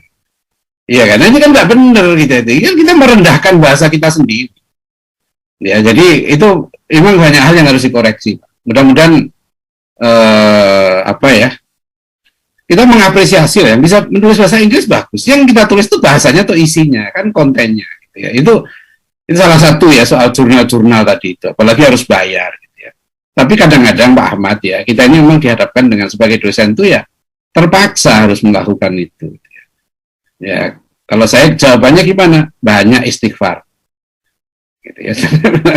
Baik guru maupun dosen ya, kalau terpaksa melakukan hal-hal yang kurang berkenan, ada solusinya, istighfar. Ya, gitu. Jadi saya juga begitu, saya dos juga, aduh males banget. Tapi ya sekarang ada caranya, makanya gini, strateginya sebetulnya gampang kok itu. Sekolah atau kampus itu angkat satu pejabat khusus masalah peradministrasian itu. Ya, so kadang-kadang kita perlu bantu juga. Saya juga terus terang saya dibantuin administrasi. Ya, itu solusinya. Jadi ditinggalkan sama sekali juga nggak bisa, mau kita di jalur formal. Ya, saya udah minta izin saya mau berhenti jadi dosen, tapi nggak boleh sama Prof Didin. Saya kalau boleh udah saya berhenti aja, saya ngurus pondok aja, nggak apa namanya ngajar ngaji aja gitu ya, lebih enak, nggak ngurusin macam-macam. Saya nulis bebas semau saya gitu ya, itu lebih enak. Tapi ya itu kita masuk di jalur formal. Saya bilang kalau kita sudah di jalur formal, ya mau nggak mau kita kena aturan itu.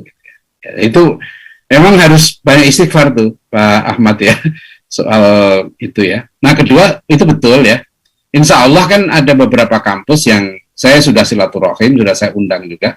Saya sudah ketemu dengan rektornya seperti Yarsi, Pak siapa ini Prof. Siapa yang mantan wakil menteri itu? Pak Astagfirullahaladzim. Iya ya, tahu lah Pak Rektor Yarsi Jakarta ya.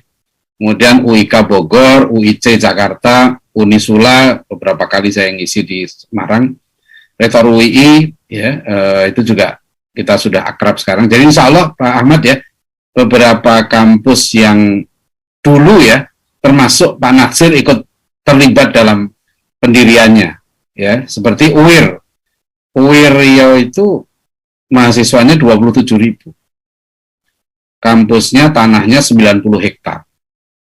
Ya, Unisula itu sekitar berapa mahasiswanya ya? Puluhan ribu juga atau belasan ribu. Itu juga dulu Pak Natsir ya apa namanya ikut merintis.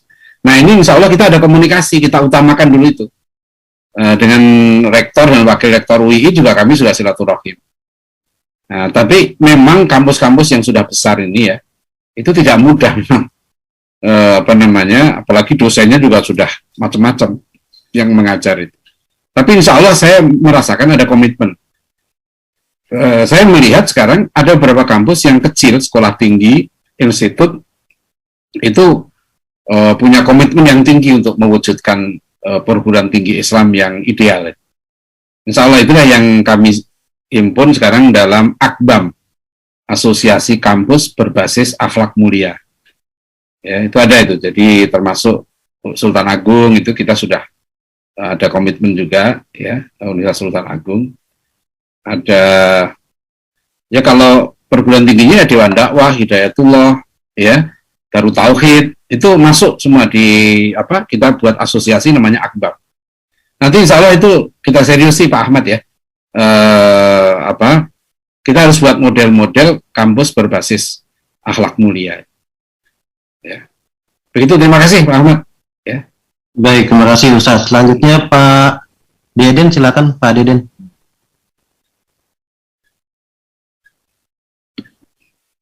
Ya, Assalamualaikum warahmatullahi wabarakatuh. Waalaikumsalam warahmatullahi wabarakatuh. Ini Ustaz tentang ini pengalaman apa mendidik anak ya. Saya 2000 sampai 2004 itu kepala sekolah di Ibnu Abbas Cileunyi, Jatinangor ya. Jadi mendirikan sekolah juga di Imam Bukhari. Ustaz kayaknya pernah ke sana kalau nggak salah. Iya, iya. Yang di itu kan Jatinangor ya? Jatinangor. Iya, ya udah berapa kali ke situ. Jadi begini Tad, ini pengalaman yang membahagiakan ya. Ketika ini salah satu anak saya yang saya didik itu waktu di Bandung itu, sekarang kan sudah jadi guru juga. S2-nya di Daman kalau nggak salah, S1-nya di ITB. Yang paling berkesan itu dari akhlaknya kalau saya lihat itu. Jadi ketika buka puasa itu, ini kan pengalaman ya. Jadi ketika misalnya tobur, istilahnya antri dimakan buka bersama itu ada anak ya, saya sebutkan Gozi, anaknya dari Bekasi ini, anaknya ikhwan kita. Masya Allah. Gozi Garut. Gozi, kalau Gozi itu Gozi Muhammad beda lagi Ustaz. Iya. Ini Gozi yang di anak saya yang pernah saya didik waktu SMP dulu. Jadi empatinya dan pedulinya ini ya. Jadi ketika tobur ini, ketika antri ini, biasanya kan kalau orang puasa itu kan biasanya saling berburu menunya segala macam gitu kan. Ketika saya tanya, Mas, kenapa kok kamu tidak duluan? Padahal kamu kan puasa gitu. Apa yang dia katakan? Biar yang lain dulu, Pak. Nah, ini kan lahir dari keluarga juga ya, anak-anak yang seperti ini. Dari didikan dari seorang keluarga yang itu mengedepankan akhlak ya, adab ya. Jadi sekarang akan mungkin sangat jarang ya, atau mungkin harus diperbanyak anak-anak seperti ini gitu kan, sehingga kepedulian adabnya ya. Jadi kalau misalnya tadi di tempat antum itu ada pesantren adab dan ilmu, ini harusnya di setiap rumah dulu lah gitu kan, yang melahirkan anak-anak seperti ini gitu kan, yang dibawa itu misalnya ke ranah sekolah gitu kan, atau di lingkungannya masing-masing gitu. Ini anak-anak seperti ini ya, kalau misalnya pakai kriterianya Ibnu Abbas, ini kalau misalnya akhlaknya belum seperti itu, kayaknya belum bisa lulus itu. Kalau di Ibnu Abbas itu kan hafal Quran, akademinya juga bagus, akhlaknya juga bagus gitu. Jadi kalau misalnya akhlaknya sudah seperti itu, Masya Allah gitu, kayaknya bisa menjadi generasi emas 45 gitu. Ini mungkin yang terkadang, waduh, memang di kita ini kelemahannya ini ya orang-orang yang orang-orang yang misalnya remaja-remaja kita yang dia belum bisa dijadikan mendampingi seorang guru sahibus sunnah ya, yang bisa memandu untuk bijak di atasnya gitu kan. Jadi terkadang ini harus kita wujudkan Ustaz, di setiap di setiap lini atau di setiap penjuru kita ini, orang-orang yang bisa asyab ini ya, para pemuda-pemuda yang yang sabut takwa ini kan, yang betul-betul bisa menjadi kudwah dan uswah di setiap penjuru lah Indonesia ini gitu. Mungkin itu Ustaz. Ya, makasih. Makasih Ustaz Deden, Masya Allah beliau ini memang aktivis dakwah pagi siang malam nih. Ustaz Deden, jadi betul ya, ini yang harus memang kita tekankan terus ya, tentang diutamakannya adab atau akhlakul karimah ini ya. Dan adab ini juga dalam pengertian konsepnya Prof. Nakib Alatas itu termasuk adab ilmu.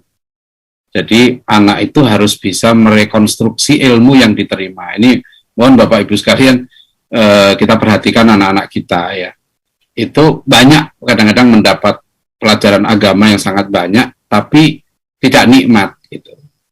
Nah itu karena dia tidak punya perangkat adabnya. Untuk adab itu kemampuan untuk juga menata ya. Di dalam Islam itu kan ilmu ada marotibnya, ada derajat-derajatnya. Jadi seperti gini ya, kalau kita masukkan barang ke rumah ya, nggak kita tata gitu ya, itu kan kacau. Sama dengan informasi yang masuk ke anak-anak kita. Kalau informasi masuk ke anak kita tuh dijejali, kadang-kadang ini saya lihat kurikulum di sekolah begitu dijejali banyak sekali, dia nggak mampu menata informasi yang diterimanya, anak itu akan bingung. Dia nggak bisa, nanti dia nggak mampu memberikan solusi terhadap problematika yang bahkan yang dia hadapi sendiri. Nah itu perlu berhati-hati. Jadi ini pentingnya worldview, pentingnya adab ya dalam informasi ya, dalam keilmuan ya, tadi. Sehingga kalau informasi dan ilmu yang diterima itu tertata, anak itu nggak gelisah, nggak resah. Dia bisa insya Allah menyelesaikan problematika yang dihadapi. Bahkan dia sudah bisa mampu ya menganalisis problematika umat dan memberikan solusi. Itu penting sekali ya, ada marotipnya. Jadi betul Ustaz Deden ya, ini menjadi prioritas kita. Mudah-mudahan solusinya ya harus memang diberikan, dan menanamkan adab ini nggak mudah. Ini perlu coaching bahasa kita. Makanya kan Rasulullah itu menyebut murid-muridnya dengan nama sahabat, sohbah, ya, berteman. Ya, ulama kita kalau ngasih nasihat anaknya ya selalu supaya dia bergaul, sohbah. Ya bunaya, ishabil fuqaha wal ulama, wa ta'allam minhum wa khudh adabahum. Ya fa inna dzalika habu ilayya min aktsaril hadis. Wahai anakku, bergaullah kamu dengan ulama dan ahli fikih. Ya, belajarlah ilmu pada mereka dan ambillah adab mereka. Wa khudh adabahum. Nah, tinggal dulu kan Imam Ahmad bin Hambal itu punya murid ribuan, ya 4.000 lebih. Gitu. Tapi yang belajar hadis itu sedikit, 500-an. Rata-rata muridnya Imam Ahmad itu ribuan belajar tentang Imam Ahmad husnal adabi wasamti. Jadi mereka belajar bagusnya akhlaknya Imam Ahmad. Ada Abdullah saya lupa namanya, ada murid Imam Malik yang di Mesir ya. Beliau mengatakan begini, ma ta'allamna min adabi malikin aktsaru mimma ta'allamna min ilmi. Apa yang kami pelajari dari Imam Malik itu, kami lebih belajar banyak adab daripada ilmunya. Ya, jadi dulu guru juga gitu, yang diutamakan tuh kelakuan anaknya dulu. Ya, dia jujur apa tidak, ya, dia bekerja keras atau tidak, malas atau tidak, ya, sombong atau enggak. Nah, itu yang paling penting. Dan itu memang harus simultan, ya, dari rumah, lingkungan, masyarakat, sampai kepada. Saya ingat Profesor Ahmad Tafsir, ya, ahli pendidikan Islam yang sudah sangat senior, beliau berkali-kali cerita ke saya, bukan sekali gitu ya, bahwa sejak tahun 80-an sudah mengusulkan ke pemerintah. Beliau mengkritik, ya, kata Pak Tafsir nih, saya sudah sampaikan ke pemerintah, pendidikan kita ini jangan berbasis sains dan teknologi. Tapi yang betul, kata beliau, berbasis akhlak. Ya, kata Pak Tafsir begini, kalau kita nggak punya sains dan teknologi, kita masih bisa beli. Tapi kalau kita nggak punya akhlak, belinya kemana? Nah, itu kata Pak Tafsir itu. Jadi beliau bilang, ini salah kita, katanya. Sudah, basisnya itu sains teknologi, bukan akhlakul karimah. Nah, gitu ya. Terima kasih, Ustaz Deden. Ya, ini berbagi dengan kita. Baik, alhamdulillah. Baik Bapak Ibu, karena sudah 21.25, jadi mohon selanjutnya agak dipercepat begitu ya. Selanjutnya ada Pak Bahrul Ulum, silakan. Ustaz Dudi, ini sampai jam berapa? Sampai jam 22, Ustaz. Oh, bukan 24 ya? Boleh Ustaz, 24. Ya. Malam makin ramai Ustaz. Ya, silakan. Nggak selesai-selesai nih ngobrol. Nanti lengkapnya baca di buku, Ustaz. Iya. Silakan Mas Bahrul. Silakan Pak Bahrul Ulum. Assalamualaikum warahmatullahi wabarakatuh, Ustaz. Waalaikumsalam warahmatullahi wabarakatuh. Terima kasih, Ustaz. Mas Bahrul itu dari mana ya? Saya dari Setia Sunnah, dari Serdang, Ustaz. Oh, dari Serdang. Nama Bahrul Ulum banyak sekali soalnya. Ya, silakan. Ya, alhamdulillah, Ustaz, sebelumnya sekitar ini saya dapat info terkait buku baru lah dari Pak Bu, kemudian saya beli dan alhamdulillah sudah sampai semenjak 3 hari yang lalu bukunya, Ustaz. Kemudian alhamdulillah teman-teman yang lain di kampus Setia Sunnah juga banyak yang juga membaca dan juga memilikinya, Ustaz. Alhamdulillah. Nah, terkait pendidikan nasional yang ideal ini, Ustaz, saya lihat ada terkait profil tentang pelajar Pancasila itu, Ustaz.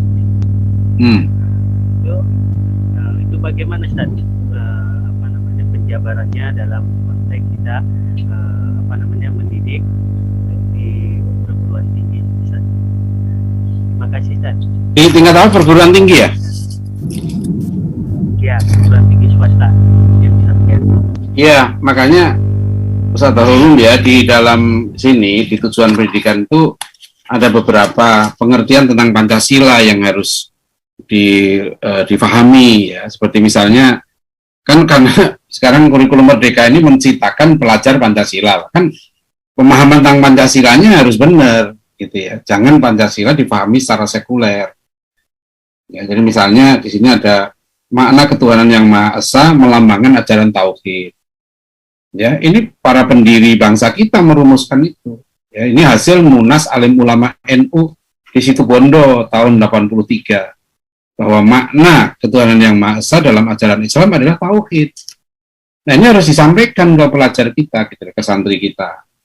Misalnya Bung Hatta juga di sini ya, ada ketuhanan yang Maha Esa adalah dasar yang memimpin ke jalan kebenaran. Ya, jadi ini menurut saya keliru ya, yang kalau ada guru mengimbau muridnya berjilbab, terus dianggap intoleran. Ini nggak benar ini. Jadi ini kalau mengikuti Pancasila dengan konsep pelajar Pancasila ini harusnya nggak begitu cara pahamnya. Guru itu mengimbau muridnya pakai masker aja boleh, gitu kan? Apalagi pakai jilbab, gitu. Ya, itu nggak apa-apa, itu bagian dari pendidikan, cuma mengimbau, kecuali dia paksa soal lain. Ya, ini kan nggak apa-apa. Tapi ya itu sekarang seolah-olah itu nggak benar. Makanya kalau di beberapa ini termasuk peringatan dari ini saya tulis ya di artikel ke-13, peringatan mantan wakil kepala BIN tentang penempatan Pancasila sebagai ideologi tunggal. Jadi Pancasila ini multitafsir, Pak. Jangan satu penafsiran dipaksakan kepada yang lain, itu akan terjadi perpecahan. Ya, itu sudah diingatkan. Ini yang pernah terjadi di masa Orde Lama dan Orde Baru. Ya, nah sekarang kalau mau menggunakan Pancasila seperti itu lagi untuk memukul, makanya kan saya tulis buku khusus ya, Pancasila bukan untuk menindas hak konstitusional umat Islam. Nah, jadi termasuk misalnya makna mencerdaskan kehidupan bangsa. Jadi itu ya, Mas Bahrul Ulum ya. Jadi makanya penting ya. Yang saya harapkan sekarang ini ya, mohon alumni-alumni pendidikan kita itu diarahkan juga menjadi guru Pancasila. Ya, perbanyak guru Pancasila itu. Ya, supaya guru-guru Pancasila ini mengajarkan Pancasilanya yang benar, ya. Ya, jangan Pancasila malah dibenturkan dengan Islam. Ya, ini kan nggak benar. Ya, sekarang banyak beredar video dari Ustadz Abu Bakar Ba'asyir itu yang bahkan dimuat juga di Detik kalau nggak salah ya, tentang pendapat beliau yang terakhir akhirnya menerima Pancasila karena itu bermakna tauhid.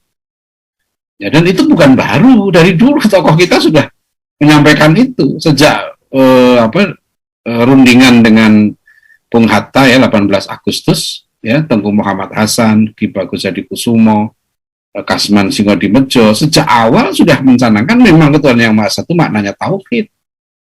Itu juga ada artikel di terbitan Kemenak ya, ditulis oleh Rois AMNU dulu ya, Ki Haji Ahmad Siddiq. Ada makalahnya tentang makna ketuhanan yang Maha Esa adalah tauhid dalam ajaran Islam. Jadi begitu ya. Jadi kita umat Islam ya harus memahami Pancasila ya dalam perspektif Islam memang. Dan itu nggak bertentangan ya dengan makna Pancasila. Wallahu a'lam bishawab. Ya, terima kasih. Baik, selanjutnya Ibu Mukaromah ya. Silakan Ibu.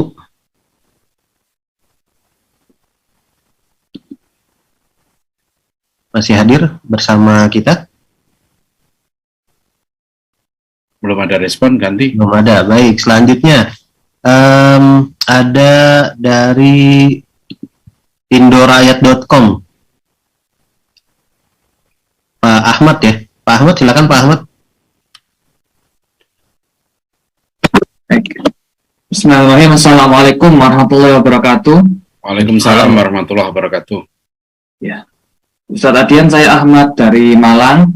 Ya. Tanya bagaimana merancang rapot yang di dalamnya itu selain nilai kognitif juga memuat nilai afektif atau akhlak ya, adab. Karena kan masyarakat kita kan bisa dibilang masyarakat yang gila angka ya, gila rapot. Terima kasih Ustaz. Tergantung ini Pak model pendidikannya. Jadi kalau di tempat kami ya, misalnya Pesantren At-Taqwa ini kami kan pakai sistem sekolah terbuka. Jadi para santri itu terdaftar di SMP dan SMA negeri di luar, tapi mereka tinggalnya di pesantren dan nggak keluar dari pondok. Gurunya yang datang ke pesantren mengajarkan pelajaran-pelajaran sekolah. Nah, itu ada rapotnya sendiri, rapot versi sekolah. Pesantren kita punya rapot sendiri, dan di rapot pesantren memang kami buat 2. Jadi adab dan ilmu. Jadi ada penilaian adab, ada penilaian ilmu gitu. Jadi 2 rapotnya. Jadi ada adab ya. Adab itu ya termasuk misalnya kejujuran. Ada yang nanya saya, Ustaz gimana ukur kejujurannya? Saya bilang ya pokoknya dia nggak bohong aja. Jangan susah-susah, kan kita tahu kalau santri itu bohong ketahuan. Kalau dia nggak bohong ya udah berarti jujur, kan itu aja ya. Tapi bagusnya memang begini, adab ini kita ada indikator sih mudah Pak. Waktu santri itu di rumah pandemi setahun ya, itu kita buat pakai sumpah aja gitu. Dia laporan pakai WA adabnya itu. Jadi anak itu saya gini kan, sholat subuh berjamaah, ya tidak. Zikir pagi, ya tidak. Sholat duha, ya tidak. Terus sholat zuhur berjamaah, ya tidak. Asar, begitu juga. Maghrib, terus sholat tahajud, ya tidak. Terus tadarus Al-Quran. Ya tidak gitu ya. Baru nanti diakhiri sumpah di bawah. Demi Allah, yang saya tulis ini benar. Nah gitu. Kalau mau agak kenceng lagi, kalau saya bohong, biarlah saya dan keluarga saya dilaknat oleh Allah. Nah, itu lebih kuat itu. Ya, nah nanti laporan adab itu dibuat, diawasi orang tua juga. Jadi bagusnya ya rapot adab ini 3 pihak, dari guru, dari murid, dan dari orang tua. Ya, nah itu insya Allah cukup efektif. Itu kita tekankan betul. Dan salah satu cara penegakan adab itu kan penegakan disiplin aturan. Jadi kami gampang begini, kalau santri itu misalnya bohong pertama, ya SP1. Bohong kedua, SP2. Bohong ketiga, SP3, orang tua dipanggil, tanda tangan.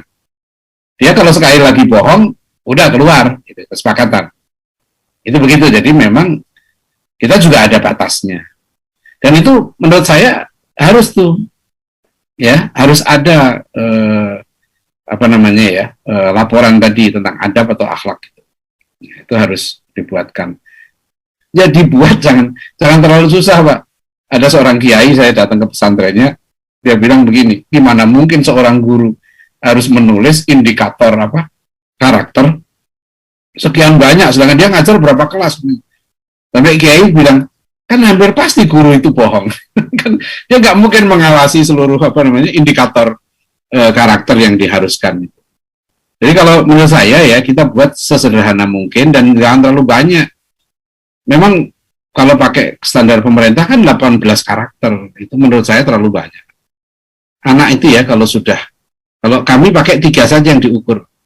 Jujur, semangat, peduli. Ya, CSP itu nanti menjadi panduan dari akhlak atau karakter yang lain. Ya, bahkan sekarang dengan sistem IT ya, itu sudah lebih mudah laporan adab. Itu nanti yang jadi bahan ini. Jadi bahan penilaian. Tapi ini berat nih terus terusan. Ya, karena pendidikan itu kan dimulai sebetulnya dari sejak bangun tidur. Sudah harus mulai. Ya. Oleh karena itu saya menyarankan ya pada beberapa pesantren yang masih menggunakan istilah KBM. Di jadwalnya itu ada istilah KBM, kegiatan belajar mengajar.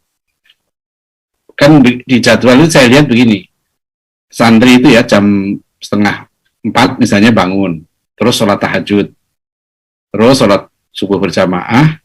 Nah setelah itu nanti baru jam 7 atau jam 8 ada tulisan KBM, kegiatan belajar mengajar. Terus saya tanya pada ustadznya, jadi anak tadi dari bangun tidur, sholat jamaah, ya, sholat tahajud, itu nggak belajar. Itu kan sudah menyempitkan makna kata belajar. Sebenarnya dia sudah belajar. Bahkan itu pembelajaran yang sangat bagus. Saya sampaikan ke guru-guru gini, saya masih melihat ya ada cukup banyak santri yang waktu doa itu kurang serius. Ya, doa sambil main-main gitu ya, tangannya main-main. Saya bilang, berarti pendidikan kita belum benar. Karena kalau anak itu berhasil pendidikan kita, doa itu mukhul ibadah. Doa itu otaknya ibadah. Jadi anak itu sedang minta pada Allah kok main-main. Berarti nggak benar. Ya, apalagi sholat main-main. Nah, itu harus menjadi indikator juga. Nah, coba saya lagi minta gimana ya kita pasang CCTV sehingga anak yang misalnya berdoa nggak serius itu kita tegur langsung, jangan ditunggu. Yang penting itu kan perilaku itu suhbah itu di situ, guru itu hadir gitu ya untuk membimbing kelakuan para muridnya. Itu Mas Ahmad ya. Jadi rapotnya 2 gitu Mas Ahmad. Yang di sini adab ya, sebelah sininya ilmu. Nah, ilmu itu ya pelajaran-pelajaran yang diajarkan. Adab dan ilmu tadi. Allah alam bisawab. Terima kasih. Baik, selanjutnya ada Pak Danami Al-Mujahidin. Silakan. Terima kasih. Sebelumnya, Assalamualaikum warahmatullahi wabarakatuh.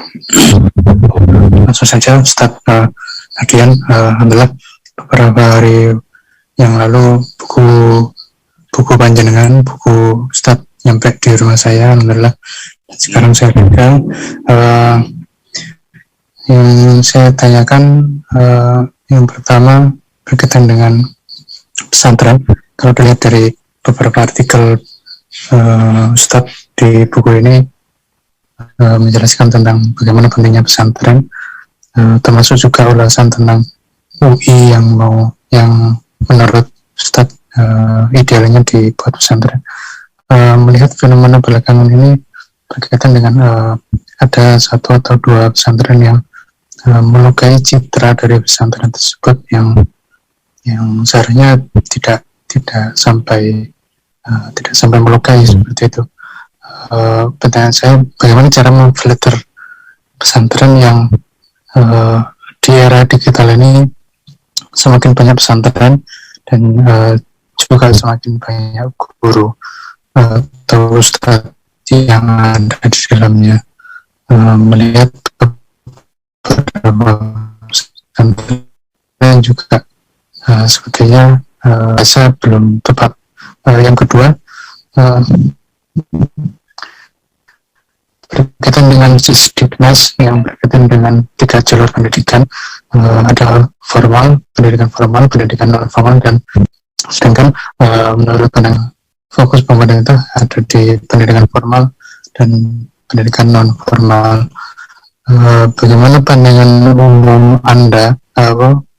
Bagaimana pandangan Ustadz berkaitan dengan pendidikan informal yang berbasis keluarga dan lingkungan, yang sepertinya itu yang malah penting karena ke keluarga juga lebih banyak di rumah daripada di sekolah. Terima kasih. Assalamualaikum warahmatullahi wabarakatuh. Waalaikumsalam warahmatullahi wabarakatuh. Jadi Mas Dana ya, kalau kita lihat data Kementerian Agama di websitenya Kemenak ya, jumlah pesantren kita sekarang ini sudah sekitar yang terdaftar saja itu 36.600 ya. Tentu yang nggak terdaftar banyak sekali.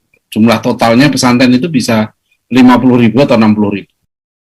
Ya, sekarang yang terdaftar di Kemenak itu sudah 36.000. Ya, itu luar biasa, itu fantastis itu ya, jumlah santrinya itu kalau nggak salah sekitar 4 juta. Jadi kalau ada kasus ya, beberapa kasus yang melukai, mencemarkan lah nama pesantren, tapi insya Allah itu nggak berpengaruh. Saya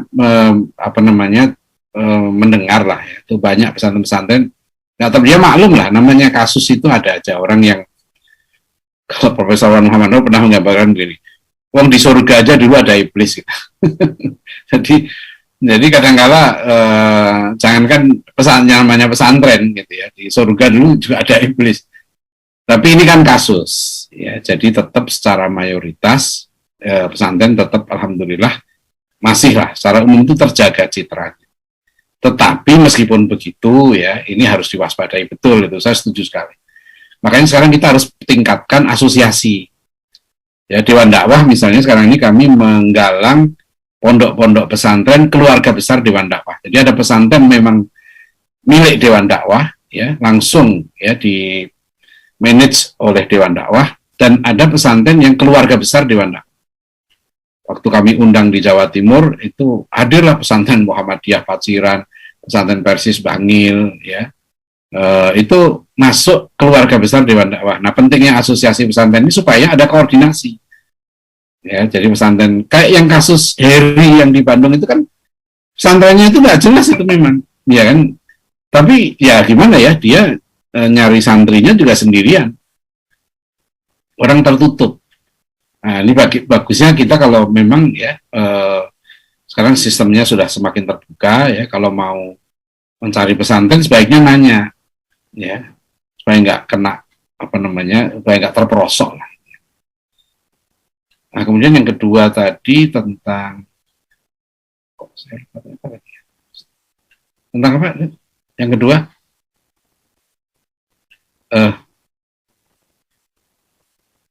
apa Dudi tadi tentang apa? Yang kedua pertanyaan, ada yang ingat? Pak Dana, silakan Pak Dana. Pak Dana mana? Udah masih ada. Masih out ya? Enggak, saya lupa sebutin tentang apa tadi itu. Astagfirullahaladzim. Penting tadi itu pertanyaannya, saya udah ingat jawabnya. Terlewat Ustaz. Terlewat ya? Terlewat. Coba nanti kalau ada ingat tolong disampaikan apa tadi itu tentang ya wawalannya yang lain. Baik, selanjutnya sudah semakin tua. Baik, selanjutnya Pak Heru, silakan Pak Heru.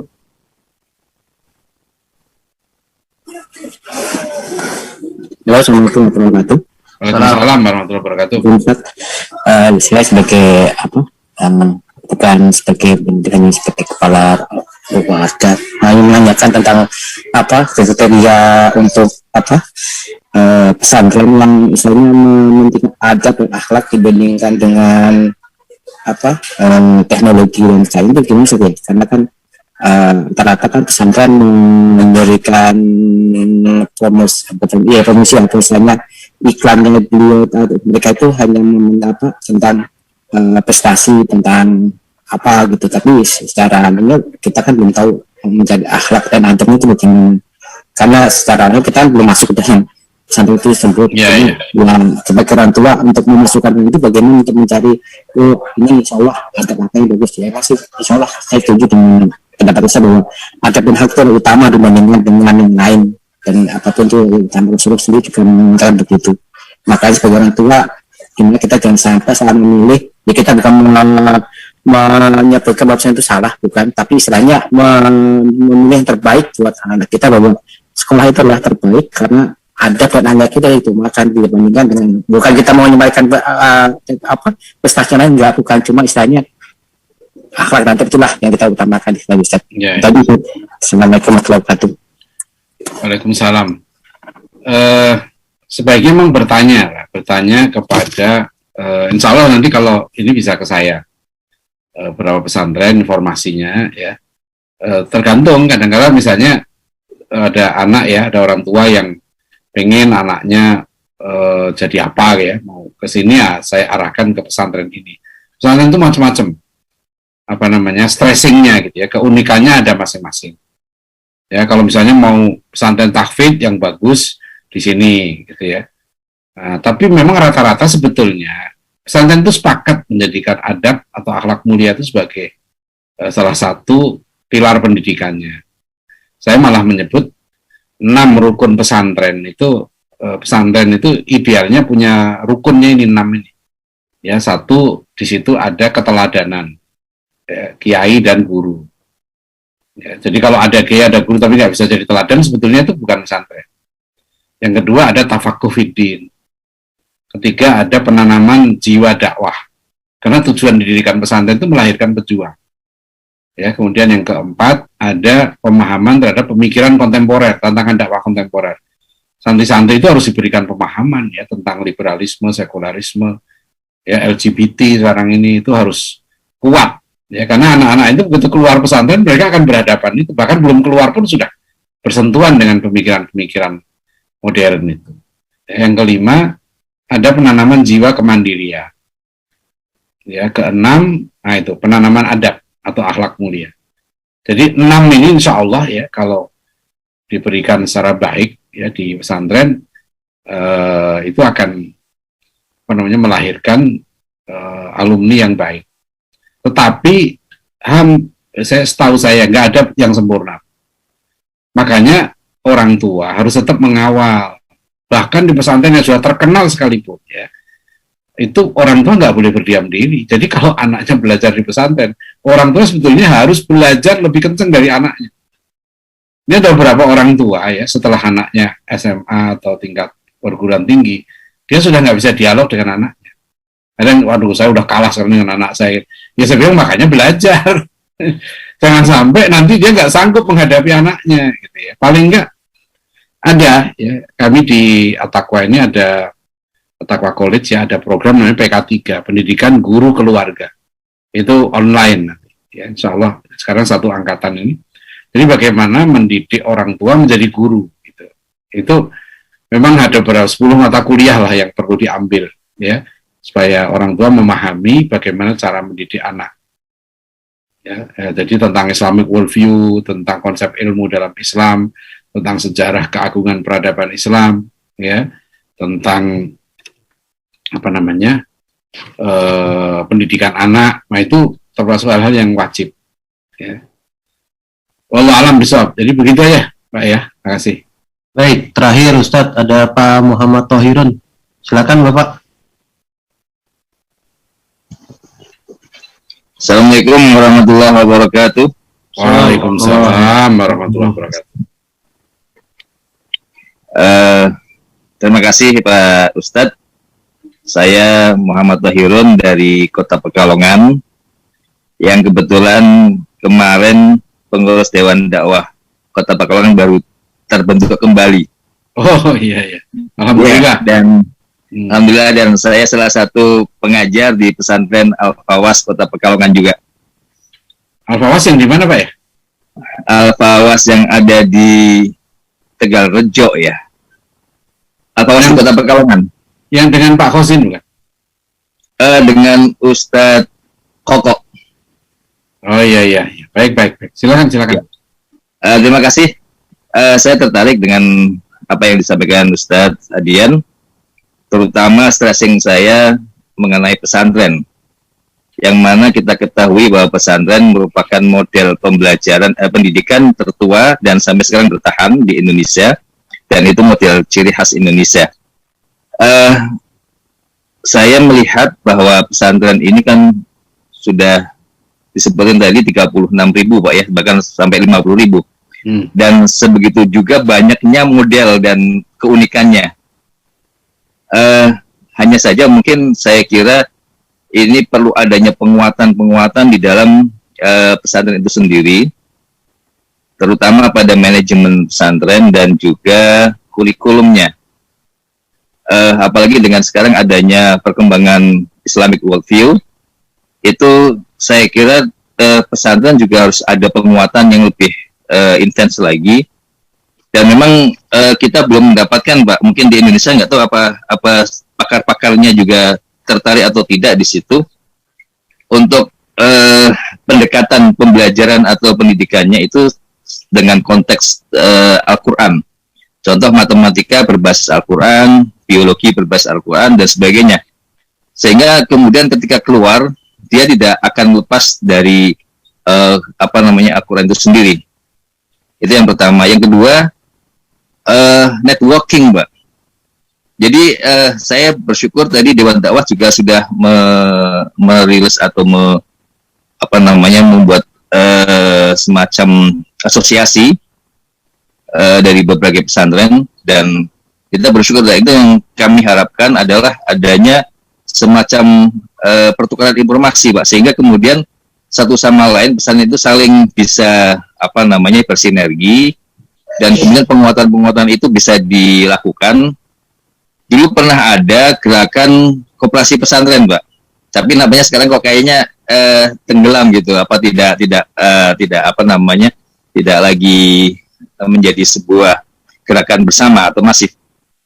Padahal kalau seandainya pesantren A itu santrinya mungkin ada 1.000 kan, mungkin butuh apa yang pesantren ini bisa mensuplai dan sebagainya, sehingga satu sama lain saling menguatkan dan juga saling bisa tumbuh berkembang bersama-sama.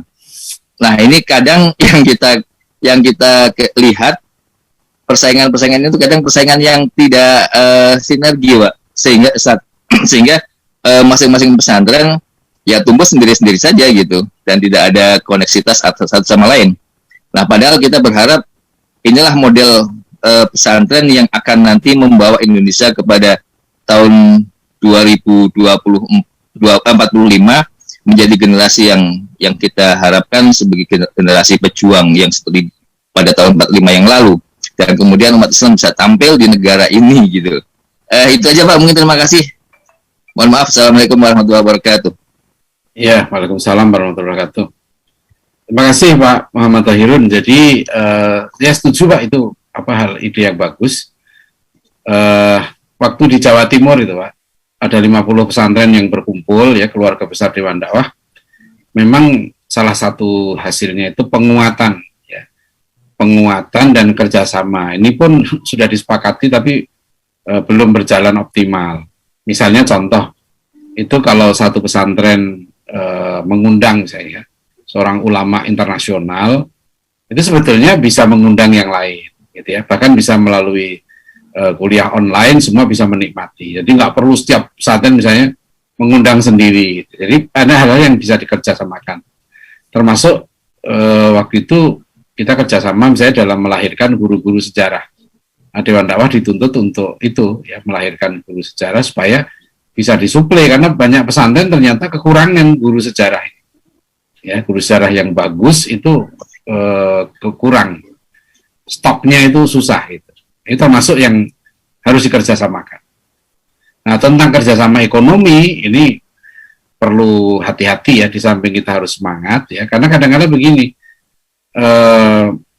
tidak semua pesantren itu siap ya, profesional di bidang bisnis. Ada pesantren yang udah siapnya ngajar ngaji aja gitu, itu mikir bisnis rumit tuh enggak gitu. Ada yang begitu. Jadi perlu juga diperjelas ya, yang harus dianalisis itu adalah manusianya.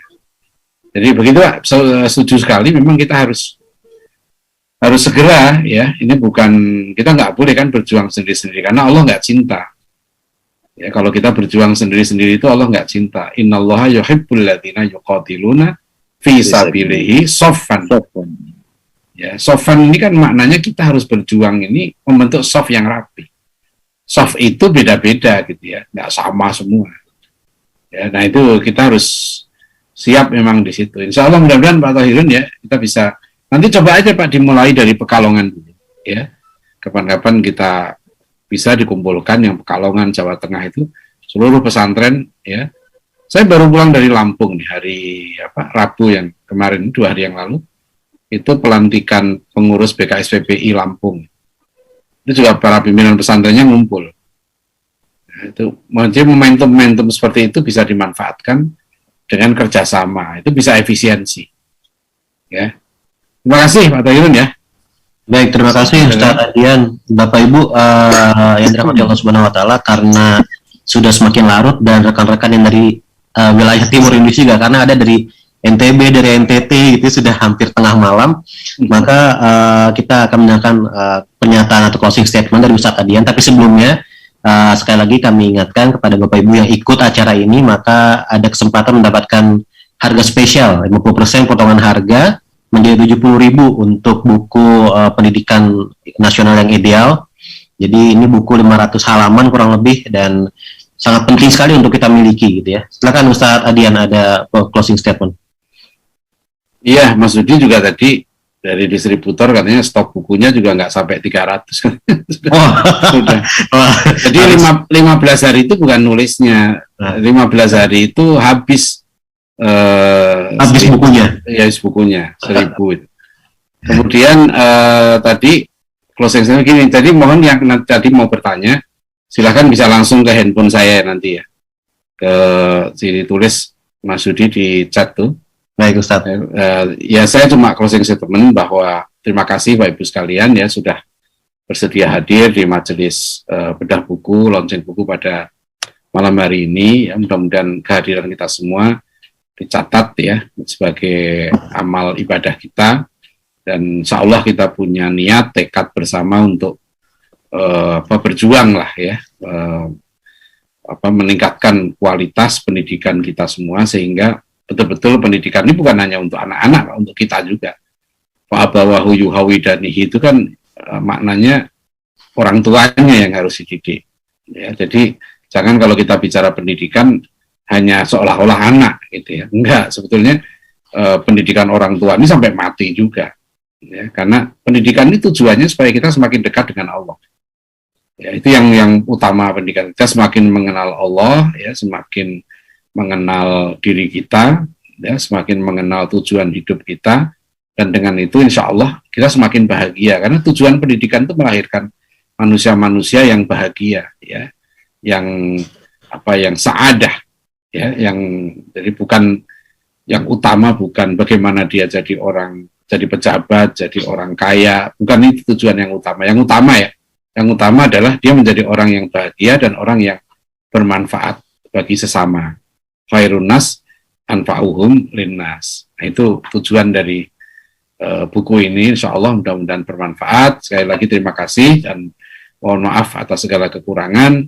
Billahi taufik wal hidayah. Assalamualaikum warahmatullahi wabarakatuh. Waalaikumsalam warahmatullahi wabarakatuh. Alhamdulillah, terima kasih banyak Dr. Adian Husaini telah berbagi insight dan pandangan terhadap kita semua. Dan sekali lagi Bapak Ibu, terima kasih atas kehadirannya, dan jangan sia-siakan kesempatan ini untuk mendapatkan harga spesial 50% potongannya. Untuk pesanan silakan hubungi 0813 811 2253, dan tadi juga saya taruh di kolom chat nomor Ustadz Adian Husaini. Silakan jika ada yang ingin disampaikan yang tanya lebih lanjut kepada beliau langsung gitu Ustadz ya. Baik Bapak Ibu, mari kita tutup pertemuan kali ini dengan baca doa kafatul majlis. Subhanakallahumma bihamdika. Asyhadu an la ilaha illa anta astaghfiruka wa atubu ilaik. Saya undur diri dan maaf jika ada